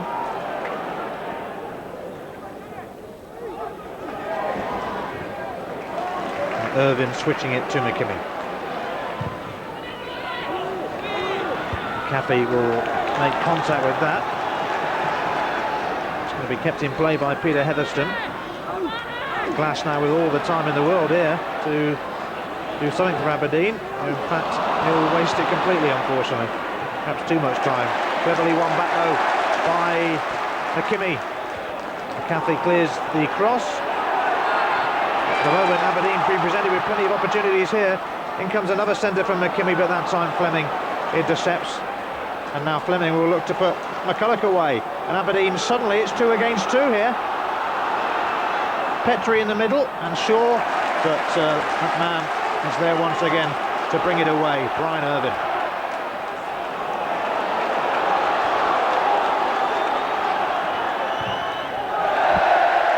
Van der Kamp elects to lob it into the stand. Yeah, Dunfermline have got a bit ragged in the last 10-15 minutes. Since the second goal, and they seem to be a bit ragged, and you know, they're not clearing their lines properly. They're giving Aberdeen the ball back right away. Really, you should be getting players to take it for a run and take the sting out of the match just now. Shaw. McKimmie with a little touch though.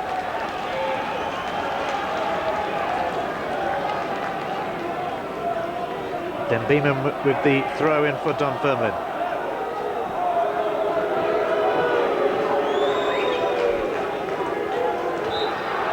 Smith holding on to Petrie. Stuart Petrie gives a thumbs up to the referee as the free kick goes his way. Top scorer with 21 goals.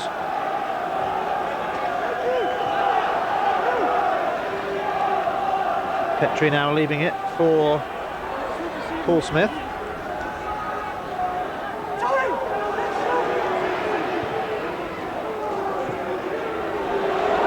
Now McNamara had to win that one, or Miller could have been away. He might still be away because Irvin has picked him out.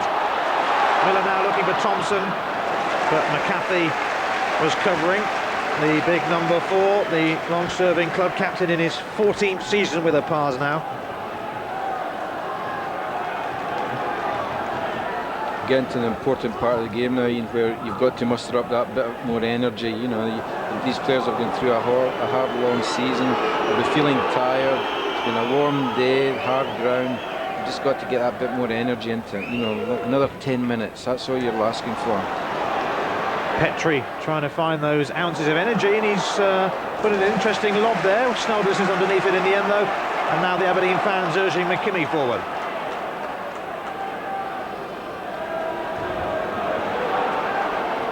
He's gone from left to right and to Stephen Wright.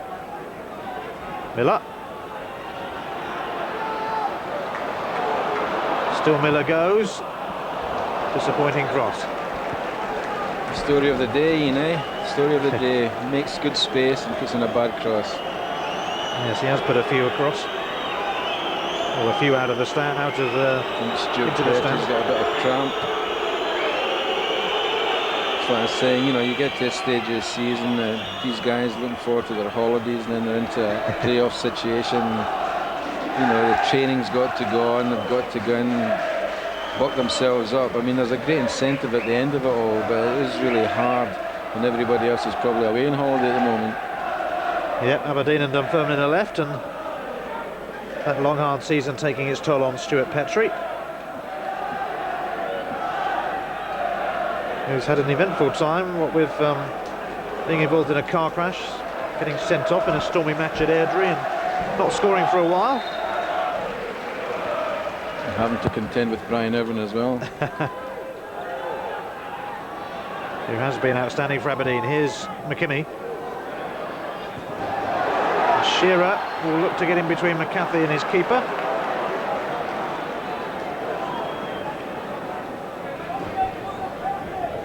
...34 years of age now.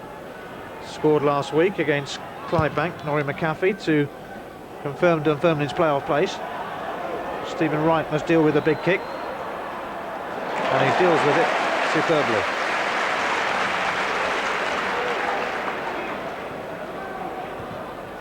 Robertson up in the air, Miller on Heatherstone rather underneath it.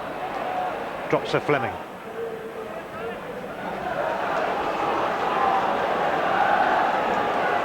If it stays at 2-1 though, Joe, it's still going to be some second leg. Oh yeah, everything to play for. And I think, you know, I don't know so much if Aberdeen would like to sell for 2-1, but I'm sure Dunfermline going away from here would sell for 2-1. They'll be quite confident in getting Aberdeen their own ground, that they can do something.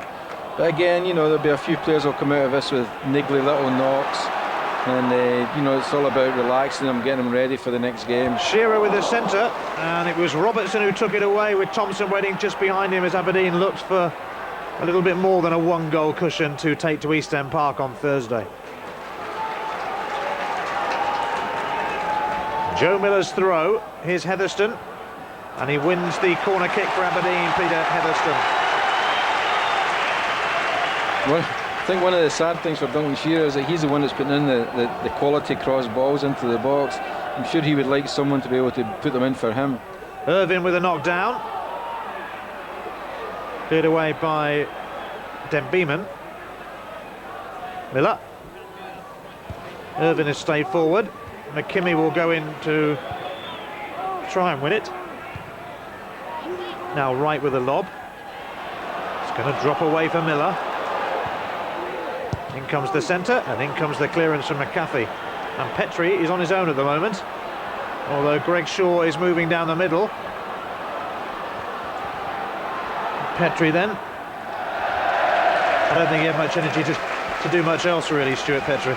Yeah, I think full marks to him. I mean, the lad's worked really hard up front today. He's chased everything. He did well taking the ball. He took the ball about 30-40 yards there. And as you say, Greg Shaw was the only player that even made an attempt to get in the box, so you would assume that Dunfermline at the moment are quite happy with a 2-1 defeat. They'd be quite happy to go back to Dunfermline with that result. With full marks to them, they've come up here and you know, they have tried to play, they've equalised, they've put a bit of excitement into the game, and you know, I would think Roy would probably, he wouldn't be sleeping, having great night's sleep just now. He'll still worry about this return leg down at Dunfermline because he knows that this team can play. They've certainly shown that they are a useful team. Here's McCulloch.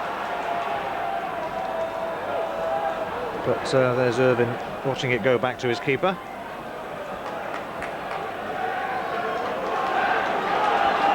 McKimmie. Brian Grant nearly sold a bit short. But he was determined not to let it go, and Heatherstone now will feed it out towards Wright.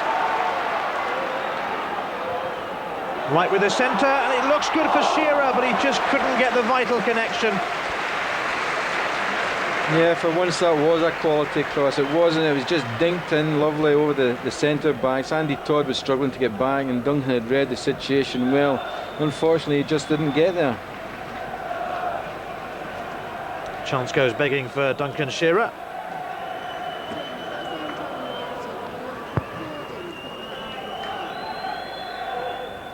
Wright does well to win the header, but it'll drop for McCarthy. Greg Shaw looking to turn away from Irvine, should have known better really. And Irvine now has put Duncan Shearer away. Shearer with a shot. Oh, that is a quality finish from Duncan Shearer, his second of the afternoon, and it gives Aberdeen a 2-goal cushion in this playoff. Well, what can you say? Not only was it a quality finish, but it was an absolutely tremendous ball from Brian Irvine. Duncan, 2 strides, takes it once and hits a tremendous left foot volley into the far corner. That's exactly what Aberdeen needed. They needed that 2-goal cushion. They've got it. They'll be delighted. It's very difficult to see how Dunfermline can come back from this today, especially. But you know, they've just got to look forward to the next game now and pick themselves up. Brian Irvine, who has not let a lot pass in this afternoon, as you say, supplying Shearer there as well for the goal. Here's Stephen Wright.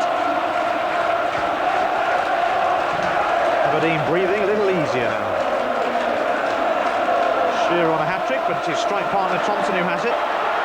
Shearer goes for goal. It's going to come to Stephen Glass, though. And an important little touch to bring it away for Dunfermline from Den Beeman, who's won the free kick as well. Yeah, I think Duncan had the hat-trick on in mind there when he went through. He lined it up twice before he actually decided he was going to take a shot. And unfortunately for Duncan, the defender got back and just knocked it away from him. But I can't emphasise enough what a quality goal it was. A tremendous strike by Scotland's striker. The Aberdeen fans on their feet and singing at Pittodrie as Dunfermline bring on their second substitute, Andy Hawkins.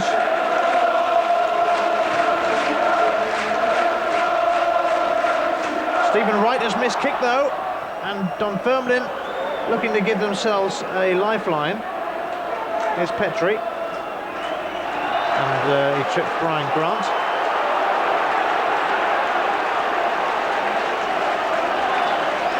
Aberdeen 3, Dunfermline 1. The Dons never ever relegated in their 92 years.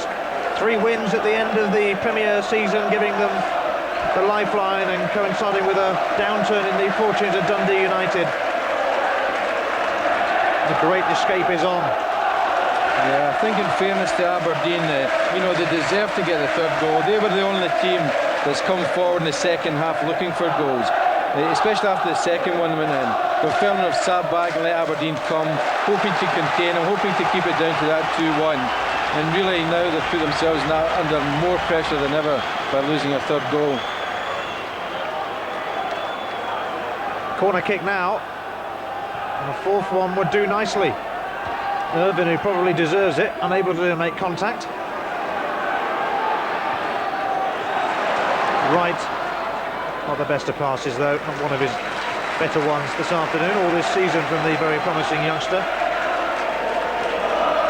Yeah, he's absolutely been outstanding today. You know, he's a very, very good defender. He's very, very good at going forward. Good user of the ball, an intelligent laddie as well. A star of the future. The worry is for Aberdeen, will he be here next season, I suppose, out of contract? Well, he's out of contract and there's a lot of speculation. There's a lot of clubs looking at him, none more so than I think Rangers themselves. So, you know, really depend on how Aberdeen speak to the laddie, how they sort out his contract, whether he wants to stay, whether he wants to go to a bigger platform. Very much the same scenario as David Robertson, who was at Aberdeen. He was one of the best full-backs in Scotland, and Rangers came in and the boy couldn't refuse him, he had to go. Stephen Glass, who scored the first goal of the afternoon, might need a little bit of treatment here. Another very promising youngster at just 19. He also had that tremendous run where he thought he was going to get the second goal, but just blazed it over the bar.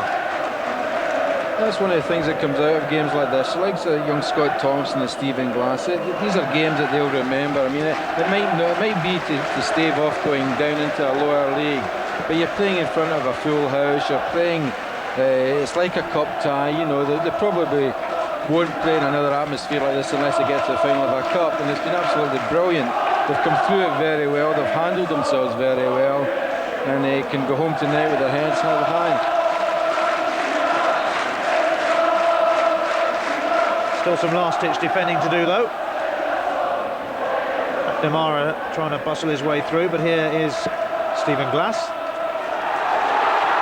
Thompson isn't going to get there to that one, though.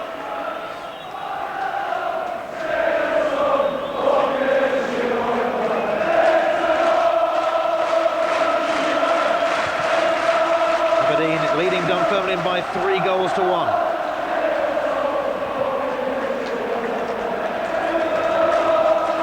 That's landed up on the roof. I think it's fair to put in a word for Bert Payton and Dick Campbell. They've moulded together a very, very good team. And, you know, it's just a pity that this year of all seasons that 2 teams don't go up, like, you know, which was normal. You know, and they've obviously, you'd have thought if Dunfermline were going to get into a playoff, it would have been against the likes of maybe Partick Thistle or something like that. You know, they've picked out a top-class team in Aberdeen. probably not proven it this season yet, but you know they have a lot of quality players. Everybody back defending this one. It looked a little awkward as it flashed in, but cleared away in the end. Flick on by McCarthy, and the offside flag is up. It's trickled through to Snelders anyway. Dunfermline fans quickly on their feet there in the hope that they might reduce the margin, but not so.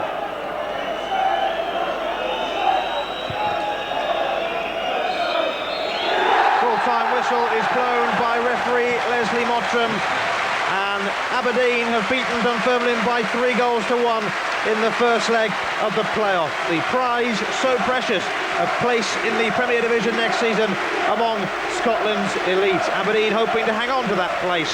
They've been there for 92 years after all. The opening goal, celebrated by those fans, scored by Stephen Glass. And although Craig Robertson scored against his former club to equalise for Dunfermline, Duncan Shearer decided to seek out safety and to seek out that Premier place with 2 goals. Aberdeen take a 3-1 cushion to East End Park on Thursday night. And after the break, we'll get the reaction from our experts in the studio.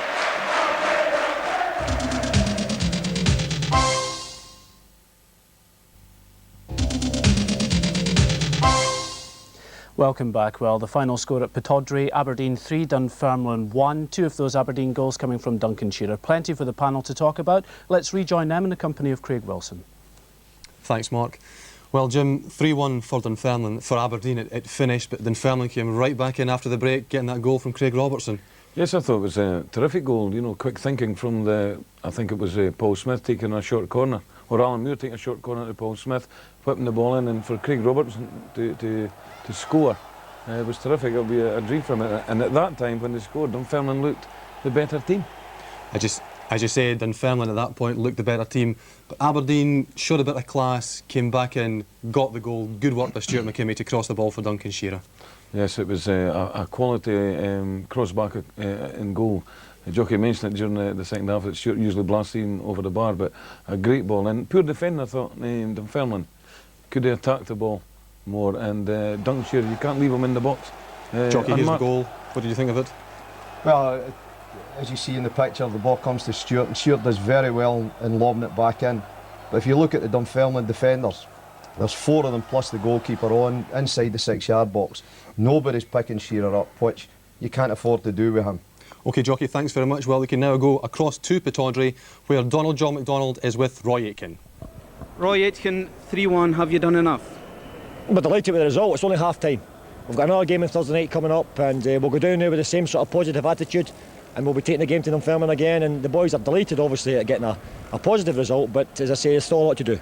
You got a shock at the beginning of the second half, but you recovered well. But that shows the character of this side, doesn't it? I mean, we lost a bad goal from our point of view. It's probably switched off for a couple of seconds. But as far as we're concerned, we're looking forward to Thursday night and we're ready to go again. Roy Aitken, thanks very much indeed. Well done. Thank you. Well, there's Roy Aitken's feelings on it. Billy McNeill, it could have been so much different. At 2-1, a good penalty opportunity for Dunfermline that the referee turned down. As it worked out, Duncan Shearer went ahead and got the goal. Well, that's right. I think the result maybe revolved around that a little bit, but Shearer, I thought, had a great second half because he didn't appear in the game all that much, but when it came to taking chances round about goals, none does it better than he does. Billy, thanks very much, gentlemen, thanks very much. And now it's back across to Mark. Thanks very much. 3-1 then to Aberdeen. They have a 2-goal cushion for the next leg at East End Park on Thursday.